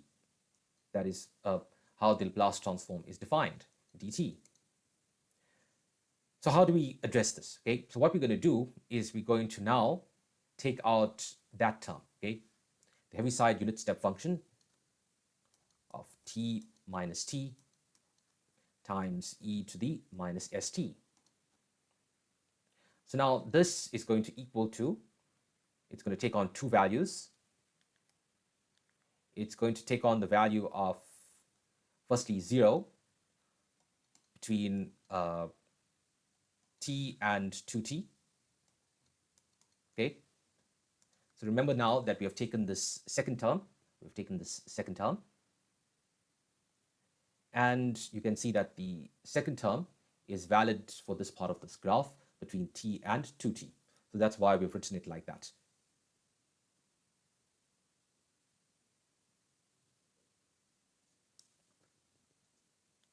Sorry, my apologies. That should actually be from 0 to t. And then it takes on the value of e to the minus st between t and 2t. So what we're saying is that we have to apply this integral between this range here for it to be actually valid. So that's what we're going to do. We're going to say now that this Laplace transform of this function f1 t minus t u of t minus t is equal to this integral between t and 2t, and we're going to have f1 t minus t. We just write it as it is, and now this term, this combined term of u into t minus t times e to the minus st, we're saying that this takes on the value of e to the minus st in this particular range. So that's what we're going to write, dt. So this looks a bit different now from our traditional Laplace transform, and we sort of need some kind of manipulation here to get it into our standard form for us to get some meaningful results out of this whole thing. So let's try to understand that. Let's try to do some manipulation here. So what we're going to do is some kind of substitution. So we will substitute v. We'll say v is equal to t minus t. So what that means is that t is equal to this capital letter T plus v, and also would imply that dv is equal to dt. So we can write this integral in this manner. And when we do that, what we get is this Laplace transform, okay, this integral, and we can see now that v is equal to t minus t. So if we have t here, we have t minus t, which is equal to 0, and then we have 2t minus t, which is t. Then we have f1, and this t minus t is v, and we have e to the minus s into t, and t is this capital T plus v. So we write that in dt. So this minus st, we can bring that out because that is a constant, right? Remember that this period is a constant. And this s is also a constant. So e to the minus st is a constant. So we bring that out. We have e to the minus st. That's capital T. And then what we're left with is the integral from 0 to t of f1. And we can just substitute it back in.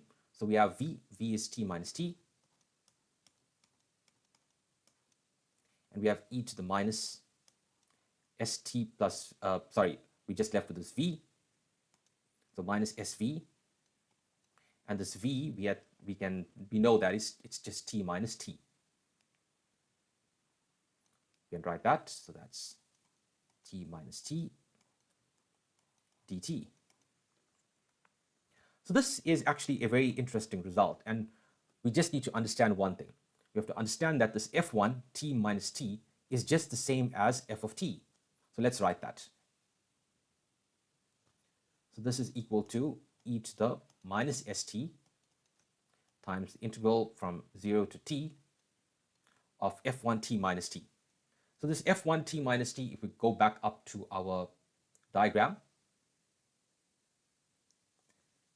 this here is f1 t minus t. However, we can see it is literally the same function, right? There is no actual difference in terms of the function between these two different parts of the graph. It's just the case that it's in a different place. So this function is actually the same. So the Laplace transform of the function in the first segment is going to equal to the Laplace transform of the second segment. So this f1 t minus t can just become f of t.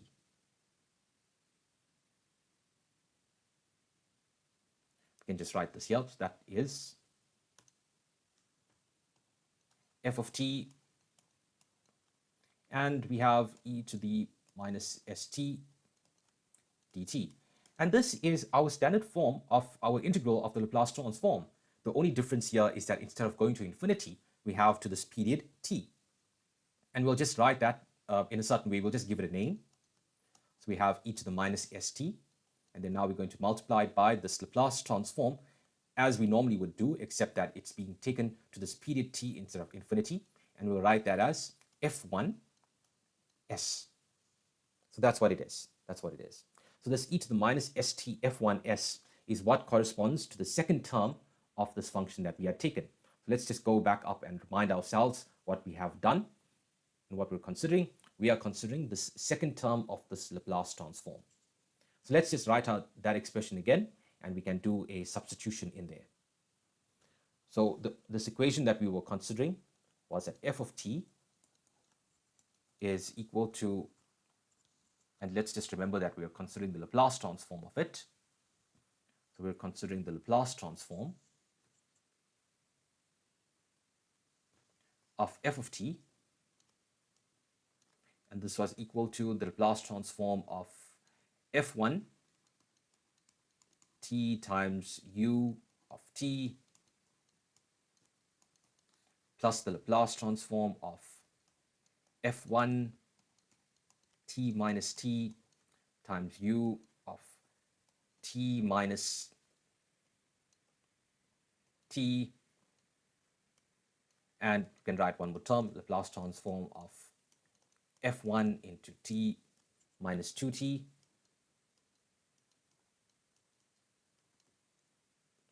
times u of t minus 2t. So what we have seen is that this term that we've just written, this is equal to this term that we have just derived. So that's equal to e to the minus st, okay, sorry, that's capital T, times f1s.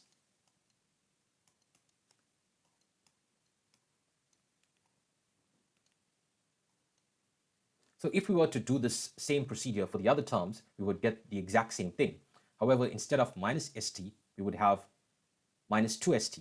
So this third term is going to be plus e to the minus 2st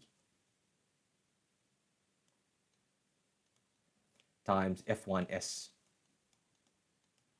Okay, here we had t and we have minus st. So if we do the same substitution, instead of t, we'll have 2t. So that's how this minus 2st comes there, and it would carry on in this manner. And we would also have the same thing with the first term, except that the first term will just be f1s,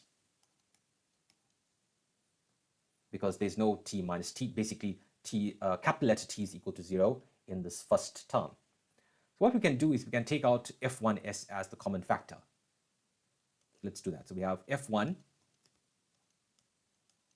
s into 1 plus e to the minus st plus e to the minus 2st plus e to the minus 3st, and so on.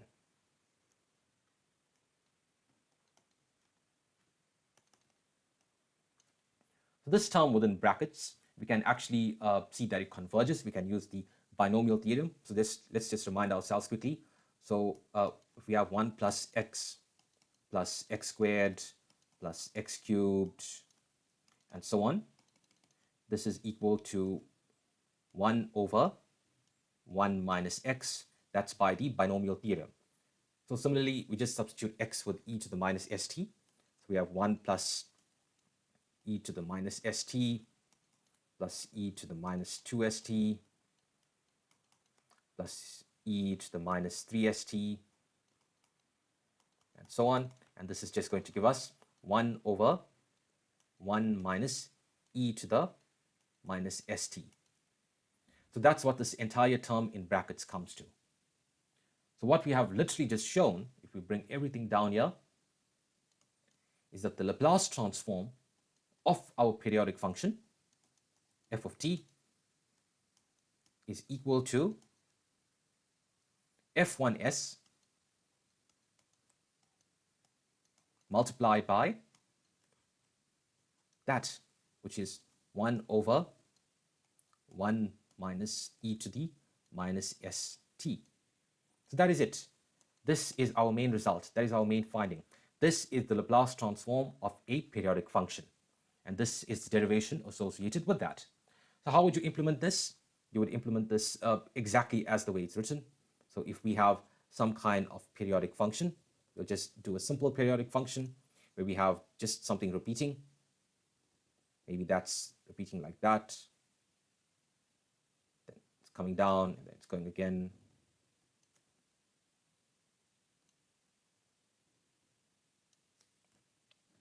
Maybe this is our repeating function. Maybe that's 3, and that's 2, and that's 4. We can see that our period is 4. So t is equal to 4. So our function, f of t, is just equal to 3. So it's just taking on the value 3. And our period, t, is equal to 4. So how would we find the Laplace transform of this repeating function? So what we would do is we would apply this formula. We would say the Laplace transform of f of t is equal to f1s times 1 over 1 minus e to the minus st So we have 1 minus e to the minus st. I'll write that first. And remember that this t is equal to 4. Right, so we can write that in. So it's minus 4 times s. And this f1s, let's just remind ourselves what that is. Just go a bit up.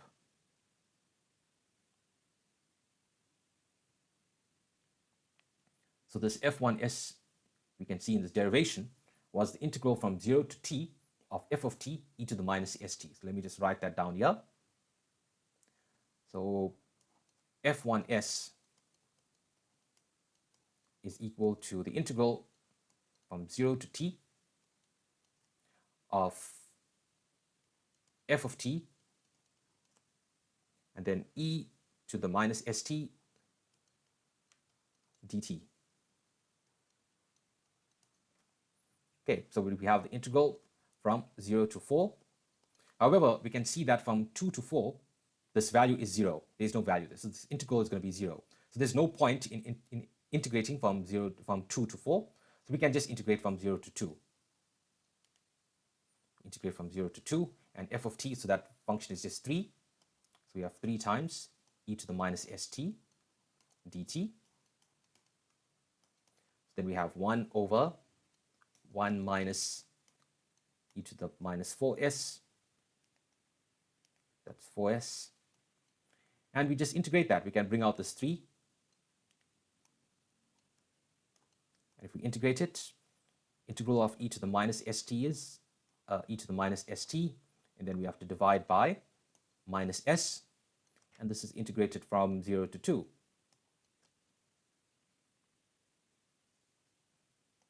So this is now equal to 3 over 1 minus e to the minus 4s. That's 1 minus e to the minus 4s. And then once we substitute in, we'll have e to the minus 2st, and then e to the power 0. E to the power 0 is just 1. So we have 1 over s here. So we'll just write that in. So we have 1 over s. Then we'll have, because the minus and the minus will give us a plus. So they have minus e to the minus st, and t is now 2. So we have minus 2s over s. So we can combine all of these terms, and it's a very straightforward thing to do. And once we do that, we bring out this common factor 1 over s, and then we write everything, and then we can combine these terms and so on. But that's a simple math that you can do. We can just leave the answer like this. So this is the illustration of how to find the Laplace transform of a periodic function. We have seen that it's simply equal to f1s multiplied by 1 over 1 minus e to the minus st. And then f1s is just the integral from 0 to t, f of t times e to the minus st dt. There. So in this video, we're going to talk about the Dirac-Delta function, also called the impulse function. So it's a very important function with a lot of different applications, and it's used in many places. It can represent, for example, a sudden large force that acts on something for some period of time. If we also think about a mechanical blow that just happens instantaneously, if we also think about a surge of voltage through a current, all of that can be modeled by the Dirac-Delta function. So we start the analysis by considering just a pulse. So this pulse you see in this first graph. We have time and some function of time. And this pulse has a certain length b. So we want to consider the area of this pulse, and we want the area to be 1 unit. And of course, area is equal to length times height. So if this length is b, then it must mean that this height is 1 over b, because b times 1 over b gives us 1. So now we consider what happens if we take this pulse and we halve this length. So we take this length and we divide it by 2. So that's what we're considering in this second graph. We have time and a function of time. And now this length of this pulse is b over 2. So that means that this height must be 2 over b, because again, we want this area to be 1 unit. And if this length is b over 2, then the height has to be 2 over b such that is equal to 1. So we consider now reducing this length b to be as small as possible, such that we now consider where b approaches 0. B is so small that, it's just approaching 0. It's literally almost 0. So in that case, we still want the area to be 1 unit. We have time and we have a function of time. So what we have to consider is this length approaching 0, okay? That means that this height must approach 1 over 0. And 1 over 0, as you know, is infinity. So what this means is that this function has this value of infinity if we start considering b approaching 0, because 0 times 1 over 0, and this 1 over 0 is approaching infinity. So this is the Dirac-Delta function. This is the unit pulse we're talking about. This b we can't show as a value of 0, so we just show it as a line, and this arrow represents the fact that it's going to infinity. So the way it's written as delta. That's why it's called the Dirac-Delta function. And it's written as t minus a. And this a is the value of t at which this unit pulse occurs. We can say that f of t is equal to delta of t minus a. And if a is equal to 0, it just means that this pulse occurs at the origin. So just to remind once more what this thing actually is, it's just a unit pulse, and its length is approaching 0. That means that its height is approaching infinity, such that the area is equal to 1 unit. And since it is the case, we write it as delta to show that it's a function of t minus a, and this a is the time at which this pulse actually occurs. So since we've said this area is equal to 1 unit, we can write it to be the same as the integral. We can say that the integral of this Dirac-Delta function, t minus a, and if we consider it to be between 2 points, so there's p and there's q. So this p and q just means that it's happening in between. This impulse a is between p and q. So we can say that a is between p and q. So if we integrate between p and q, then it means that this integral is going to equal to 1. What we're saying is that outside of this Dirac-Delta function, outside of this pulse, this function takes on the value 0.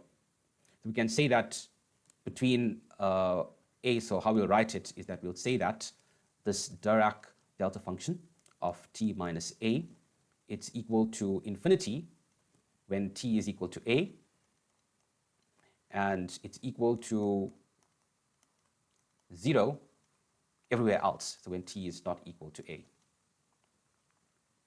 So if this unit pulse is equal to 1, the area simply at a, it just means that if between p and a it's going to be 0, and between a and q it's going to be 0, and at a itself it's going to be 1. That's what the integral is. So we can consider now if we take this Dirac-Delta function and multiply it by a function. So we have this integral between p and q, and we have a function of t, and we multiply it by the Dirac-Delta function.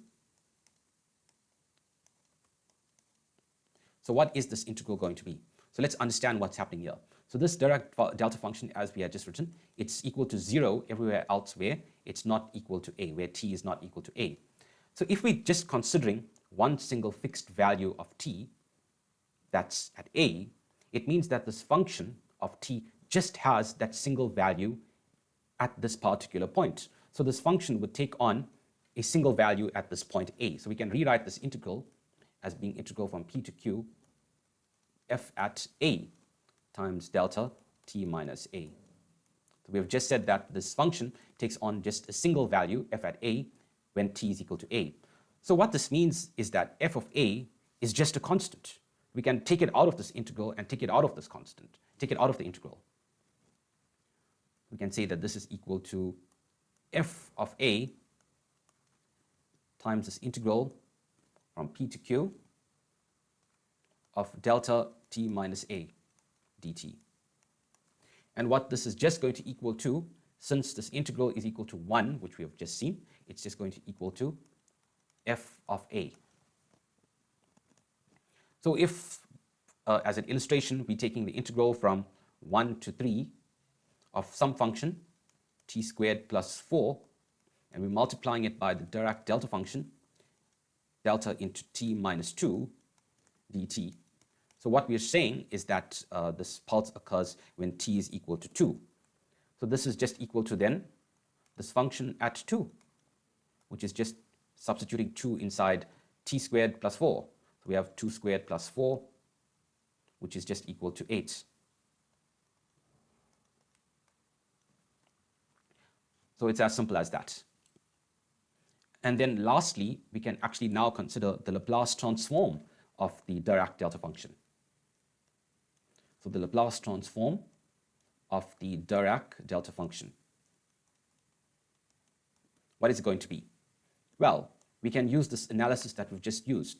We can take the integral from 0 to infinity using the definition of the Laplace transform, which is the function that we're considering, which is the Dirac-Delta function, times e to the minus st dt.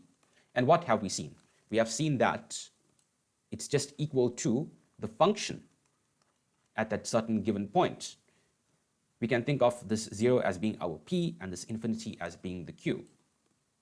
So there's a here. So just this is 0, p is 0, and q is infinity, and we have it in between. So we can think of this e to the minus st as being this function which we have now multiplied by the Dirac-Delta function. In this case, we have shown that it's just the function at a. Okay? So in this case, it's just e to the minus as. So that's what the Laplace transform of the Dirac-Delta function is. So we can generalize this even more. What happens if we now take the Laplace transform of some function of t multiplied by the Dirac-Delta function? We perform the analysis in the exact same way. We're using the definition of the Laplace transform. We have the integral from 0 to infinity, and then we have f of t times the Dirac-Delta function times e to the minus st. So the exact same logic applies. Instead of just having e to the minus st, we can consider f of t and e to the minus st to just be a single entity forming the one function. And in the case here, it will just be that this entire integral will just become f of a times e to the minus as. So just a basic example illustrating this, we can have the Laplace transform of sine 3t times Dirac-Delta function of t minus pi over 2. So this is just equal to f of a times e to the minus as. So in this case here, it's just going to be sine of 3 times pi over 2, because a is pi over 2. 3 times pi over 2 times e to the minus pi over 2s. So sine of 3 pi over 2 is just minus 1. So we're going to have minus e to the minus pi over 2s. So that's our final answer. So this video has given an illustration of the Dirac-Delta function, what it is, how it's defined, how it's used. We see that it's just a pulse that's occurring at time a, and the area of this pulse is 1. So we have written this as the integral of this pulse at a is equal to 1. And then we have shown that when we multiply it by a function, since it's just one single point at a, it means that this integral is equal to that function at that given point. And then if we now extend this to the Laplace transform, we have seen that the Laplace transform of the Dirac-Delta function is just e to the minus as.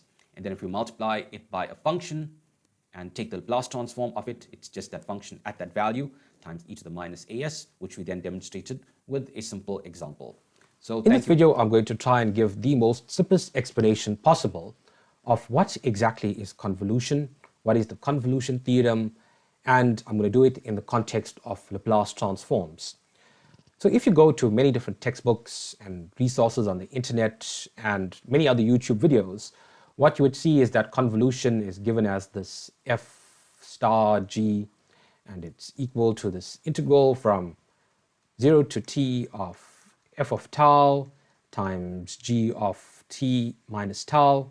Okay, that's t minus tau d tau, and then somehow the Laplace transformation is taken of this, and this leads to some results which are used in a variety of different ways and so on. So when I was first starting to study this or learn this, my first question was, what is this supposed to be? What does this even mean? What is convolution? What are these two functions f of g? Why are they being combined in this way? Why is this integral being taken? What is the significance, the relevance, and the context of this convolution? And why is it being studied with Laplace transforms? And what does this even mean? So I'm going to try to explain all of that in a very specific way, just using a simple analogy. And that analogy is of this drawing that you see on the right-hand side, which is that of a container that's being filled up with water from this tap. So this tap is open and there's a fixed rate of water that is filling up this container, but this container has a hole at the bottom. And of course that means that water is draining from this hole. So we're going to try to show this entire scenario, model it with a few curves and whatnot, and try to see how convolution comes out of this scenario. So firstly, let's look at this water filling up this container from this tap. So we said that it's open and the water is coming out at a fixed rate. So this is what you see on the left-hand side. You can see that the number 5. So this means at 5 liters per hour. So water is coming out of this tap at 5 liters per hour, and it's fixed. It doesn't change with time. So we're going to call that f of tau, where tau is also time. It's kind of a dummy variable, tau. And let's just say there's no hole. So the hole is just blocked up there. So if we wanted to find out how much of water is inside this container, since it's a rate on the y-axis here, all we would do is we would take this area underneath this curve. So this area underneath this curve will tell us how much of water is inside this container. So we have 5 liters per hour filling up this container. And we have, let's just say 2 hours. So let's just say after 2 hours, there will be 10 liters inside this container. But this is obviously not true. The water inside this container after 2 hours is going to be less than 10 liters because the water is draining out of this hole. So we have to somehow adjust or correct this function, this f of tau, such that we are able to get a correct and true reflection of the amount of water that is inside this container. So how are we going to do that? How we're going to do that is we need to develop some kind of relationship for the water that's draining out of this hole. So what we're going to do is we're going to close this tap. Okay, we'll close this tap and there's now no water coming out of this container, so it's 0. Then what we're going to do is we're going to create an impulse. An impulse is going to be that we quickly open this tap and there's a surge of water that comes out, and we just close it quickly again. Open it, let a quick surge of water come out, and then close it. And then we take that surge of water and then we track at what rate did that surge of water drain out of this hole. So that's a question that we're asking. And if we do that, we find that we get this curve that is drawn in red here on the left. So when the surge just happens, the water drains out quickly. Okay, it drains out maybe at 1 liter per hour. But then as this water level reduces, as more of it drains out, we find that the rate at which it drains slows. So that's what we see actually in reality. So this is kind of like an exponential decay. So this is the rate at which water drains with time. So if we now wanted to suddenly get an idea of how much of water is inside this container when the tap is open, we have to somehow adjust this blue curve, this f of tau, by this red curve, which we will call g of t. But firstly, we have to move this g of t to be in line with f of tau. We have to make these two curves to be in the same place, right? So we have to kind of shift g of t.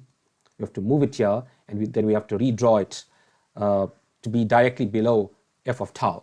And now, if we somehow combine these curves and adjust this f of tau using this red curve, then we'll get an idea of, the amount of water, the correct amount of water that is inside this container at a certain amount of time. That is what is convolution. That is what convolution is. Convolution literally means where we take two functions and we combine it together such that we can get some kind of property out of doing that. But let's just do that quickly in terms of moving this red curve to be directly below the blue curve. So there it is, right? So there we have f of tau, and then here we have g of t minus tau. So it's t minus tau because we have shifted that red curve. So we have shifted it t minus tau units. Now it's here, right? So f of tau is this water if representing it filling up this container. So we'll say filling up. And the red curve represents draining.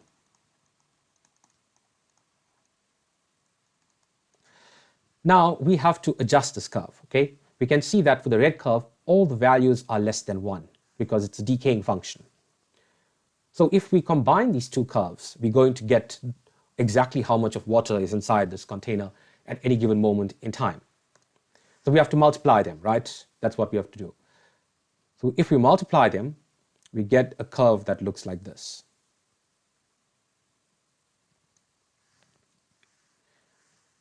So multiplying it, if you think about it, we have 1 and we have 5. So if we have 1 times 5, so it's going to be 5, so the curve will start off at 5. And then all the values are less than 1, right? All the values of the red curve are less than 1. So if we multiply at each point this red number by this blue number, we're actually adjusting this blue number, we're bringing it lower such that it correctly reflects the rate at which water is accumulating inside the container. So this orange curve, which is now drawn on the right-hand side here, it's just isolated here, is actually the product of these two functions. So it's f of tau times g of t minus tau. And remember, if we just go back up, and you see here, we said that if we wanted the amount of water inside the container, we have to take the area underneath this curve. So it's the same thing. If we want the amount of water inside the container, we have to take this area underneath this curve. That's why it's not just enough just to take the product of these functions. We have to integrate this function between 0 to t, where t is some arbitrary time. And our integration variable is d tau. So this is convolution. This is what this convolution equation, that's why it looks this way. It looks this way because we have two functions, f and g, and we have to multiply them to get this idea of the correct amount of water that is filling up inside this tank, and we have to multiply them to scale or adjust this f of tau to make it this lower value such that we get this orange curve, and that orange curve is the product of these two functions, which we have to integrate to get the actual amount of water inside the container. And that act of these two curves interacting and combined in this way is what is convolution, and is depicted with this notation f star g. So that is convolution.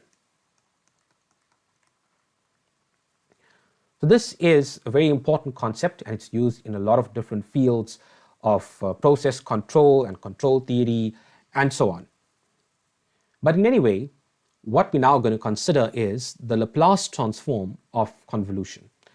And it leads us to a very interesting result, which we will analyze, and then we will just try to use this result to see the value in doing that. Firstly, let's just remind ourselves what is the definition of the Laplace transform. If we take the Laplace transform of some function of t, then what we're doing is we're taking the integral from 0 to infinity of that function f of t, and we're multiplying it by e to the minus st dt. So now instead of f of t, we have this Laplace transform of convolution. So this f star g. So we just replace this f of t with that integral. So what's going to stay the same? So what's going to stay the same is this e to the minus st dt. However, instead of f of t, we now have convolution, and that convolution is integral from 0 to t f of tau times g of t minus tau times d tau.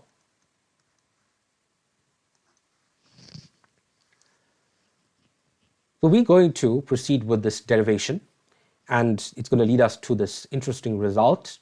And the first step to do that is to actually interchange these integrals.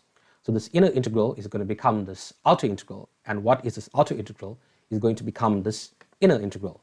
And in the process of doing that, there is some change in this integration boundaries. So this inner integral is tau going from 0 to t, and this outer integral is t going from 0 to infinity. So let's write that. So we have t going from 0 to infinity, and we have tau going from 0 to t.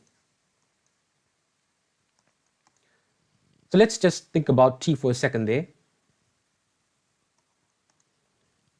So t is, you can see that it's less, okay, it's more than 0, right? It's between 0 and infinity, but this second kind of inequality says that t is actually more than tau. So the lower boundary of t is actually tau. So we just have to isolate that part and understand that. And the upper boundary is still infinity. Then if we think about tau, tau is going from 0 to t, right? So that 0 is not going to change. It's still going to be 0, the lower boundary. But if it's being less than t, and then t can go all the way up to infinity, it means that the same is true of tau as well. So that's how these boundaries change. So we have to update these integration boundaries to reflect these new boundaries. So we swap these integrals now. So we have this integral from 0 to t, no longer 0 to t. So it's going to be 0 to infinity.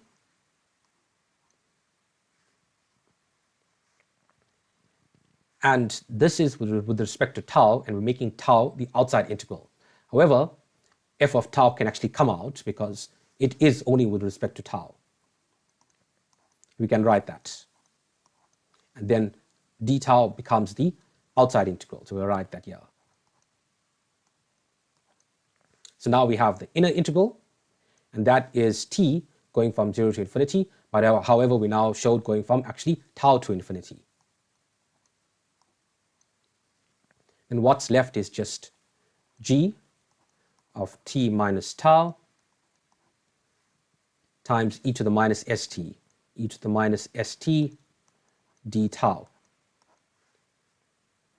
So we're just going to take out this inside integral and evaluate that. So let's just write this inside integral. We have integral from tau to infinity, g of t minus tau times e to the minus st. Sorry, this should actually be a t here, times dt. What we're going to do is a substitution, and the substitution is that u is going to equal to t minus tau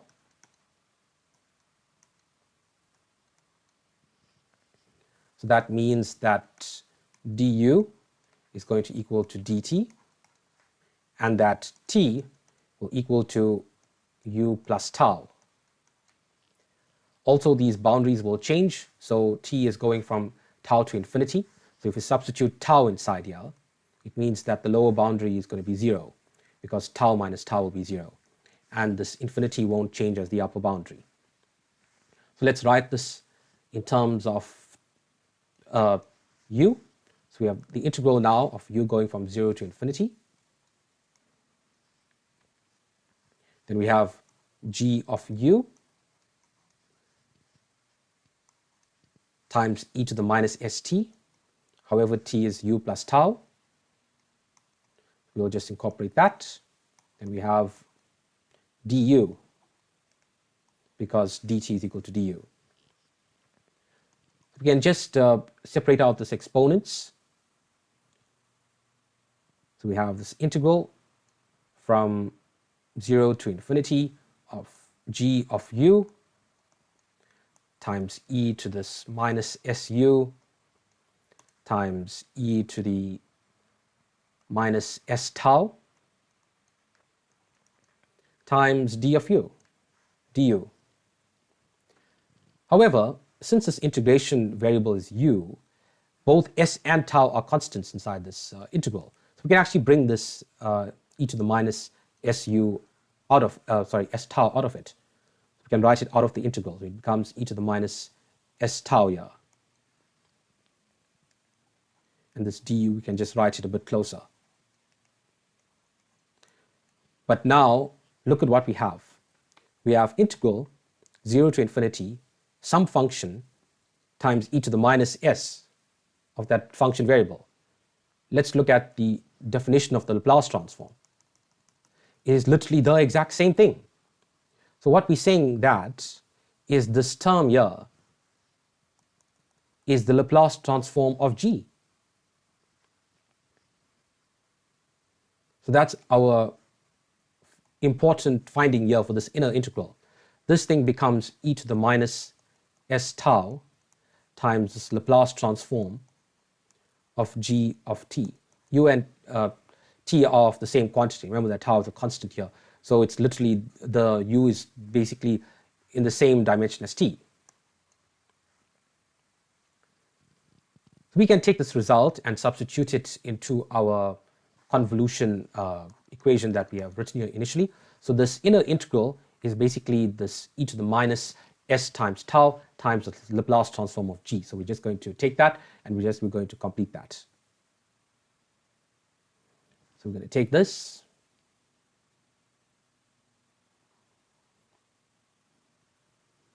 and we'll write it here.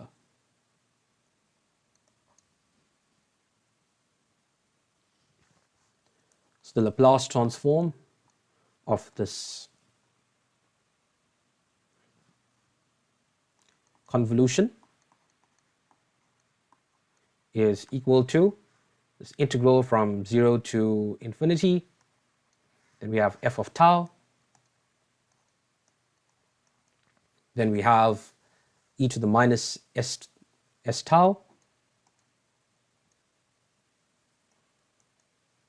times this Laplace transform of G of t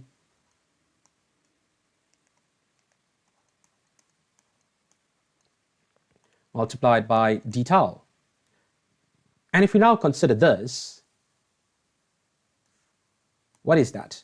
That is just the Laplace transform of f. It's of the same format of our definition of the Laplace transform. So what this means is that this relation now becomes the Laplace transform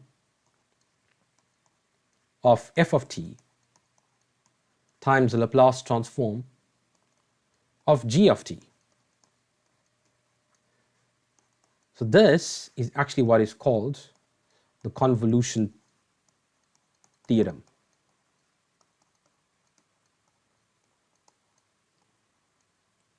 It's incredibly important because it allows simplification of a lot of different kinds of equations that we would normally have a lot of difficulty doing. What I mean is that we have to take functions and we have to compute the product of these functions and integrate it. Think about it, integration from 0 to t of f of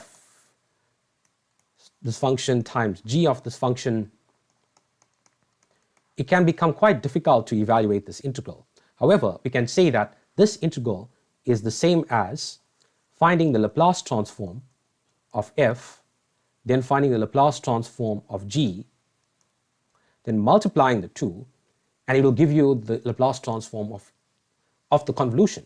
And then just by finding the inverse Laplace transform of what we get here as the result, it will give us this convolution. So that is the amazing finding here. It's very easy to find Laplace transform of functions and then to take the inverse as opposed to try to evaluate some kind of difficult integral. So let me illustrate what I'm talking about by a simple example. We can have f of t equal to sine t. Then we can have g of t equal to e to the minus 2t.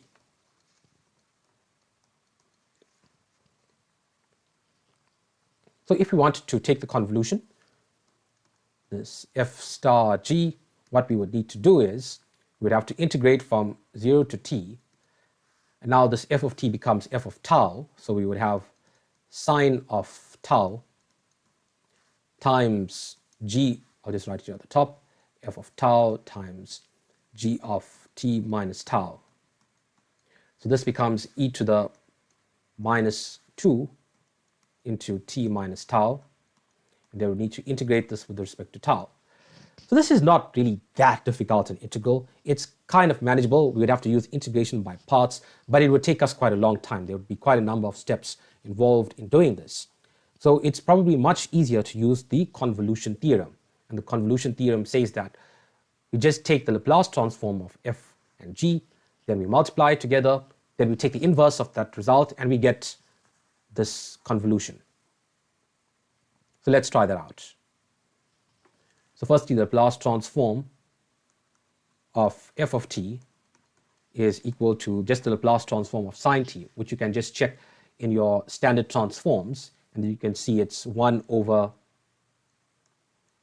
s squared plus 1, and then the Laplace transform of g of t, that's simply equal to 1 over s plus 2, again using the standard transforms.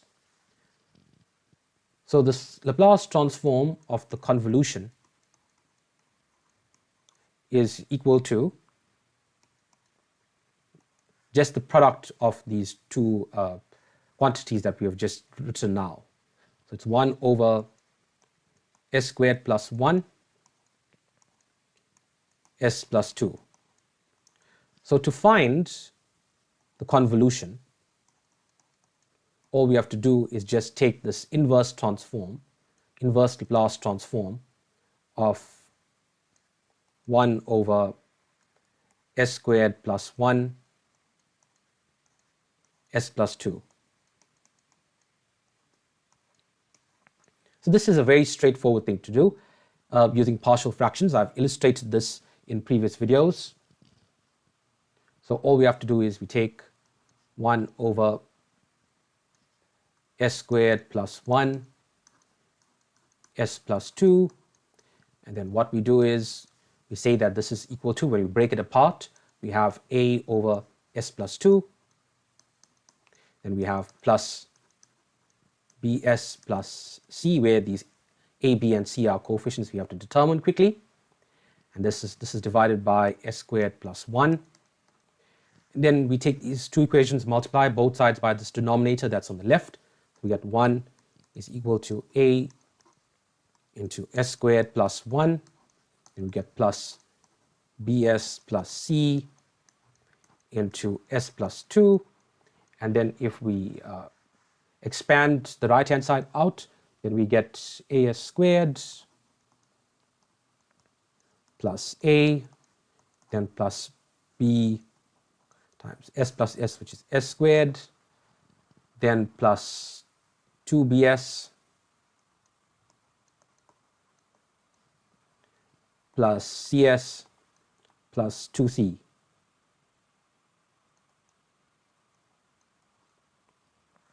We just group some of these coefficients. So we have s squared here into a, then plus b, then we have plus s into 2b, then plus c, and then lastly we just left with a plus 2c. We just equate these coefficients. So we have a plus b, well, that's equal to 0. There's no s here on the left hand side. So that's also true with 2b plus c. So 2b plus c is also equal to 0. Then we have a plus 2c.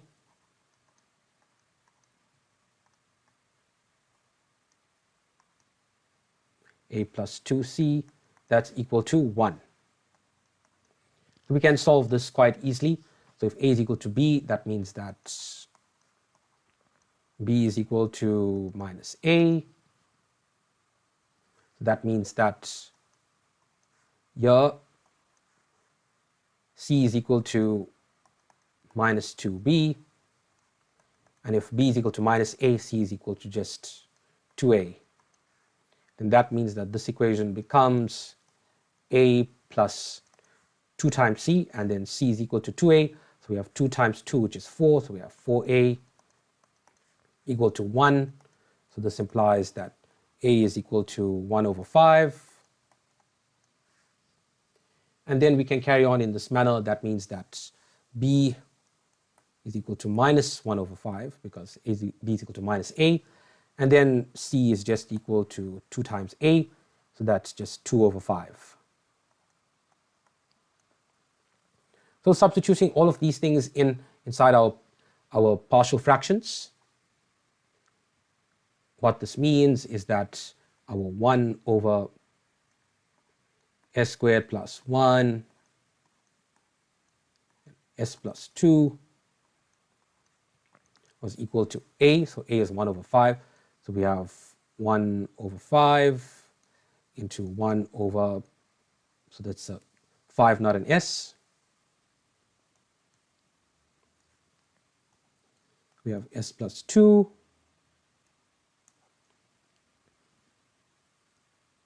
so we had bs plus c, so this b was minus 1 over 5, so we can have minus 1 over 5, and we can divide each term, bs over s squared plus 1, so that that will give us s over s squared plus 1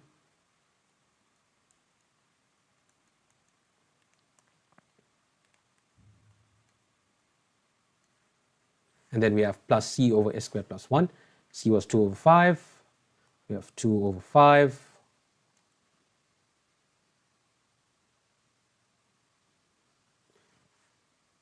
Into 1 over s squared plus 1.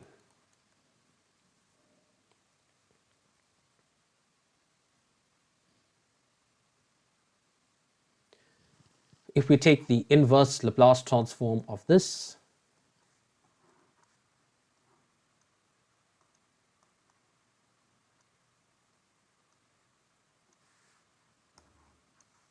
we just do it of each term. We take the inverse transforms, which you can also refer to in the table. So for this first term, 1 over s plus 2, we know that the inverse transform of that is just e to the minus 2t. We have 1 over 5 in front. And s over s squared plus 1, that's just cos t. So we have minus 1 over 5 cos t. And then we have 1 over s squared plus 1. Sorry, that was s over s squared plus 1. So this is 1 over s squared plus 1. And that is just sine t. So we have plus 2 over 5 sine of t. So this is convolution. So this illustrates the procedure of how we can use this convolution theorem to get what the convolution is just by applying these Laplace transforms in this manner. So this video firstly started off by giving an explanation of what is convolution to begin with, because that might not be explained in all of the places of reference. And we use this analogy of this tap filling up this container. We saw that we have two functions, and we want to capture the interaction between these two functions. In other words, the amount of water that is in this container at any given moment in time. We have to correct the amount of water coming out by the water that is being drained out. And we do that by combining these two curves. And then we actually have to take the area underneath this combined curve to get that water inside this container. And that is actually what convolution is. Then we proceeded to find the Laplace transform of this convolution with this derivation. And the result of that was that we showed it's the product of these two functions. It's this Laplace transform of the convolution is simply the product of the Laplace transform of these original functions. And we can use that property to actually find many different kinds of convolutions that would be quite difficult to find by using normal integration techniques. And this example that we looked at was sine t and e to the minus 2t. We found the Laplace transform of each of these functions. We multiplied it, then we just took the inverse Laplace transform using these partial fractions, And then we were able to find the convolution in this manner. So thank you very much for watching.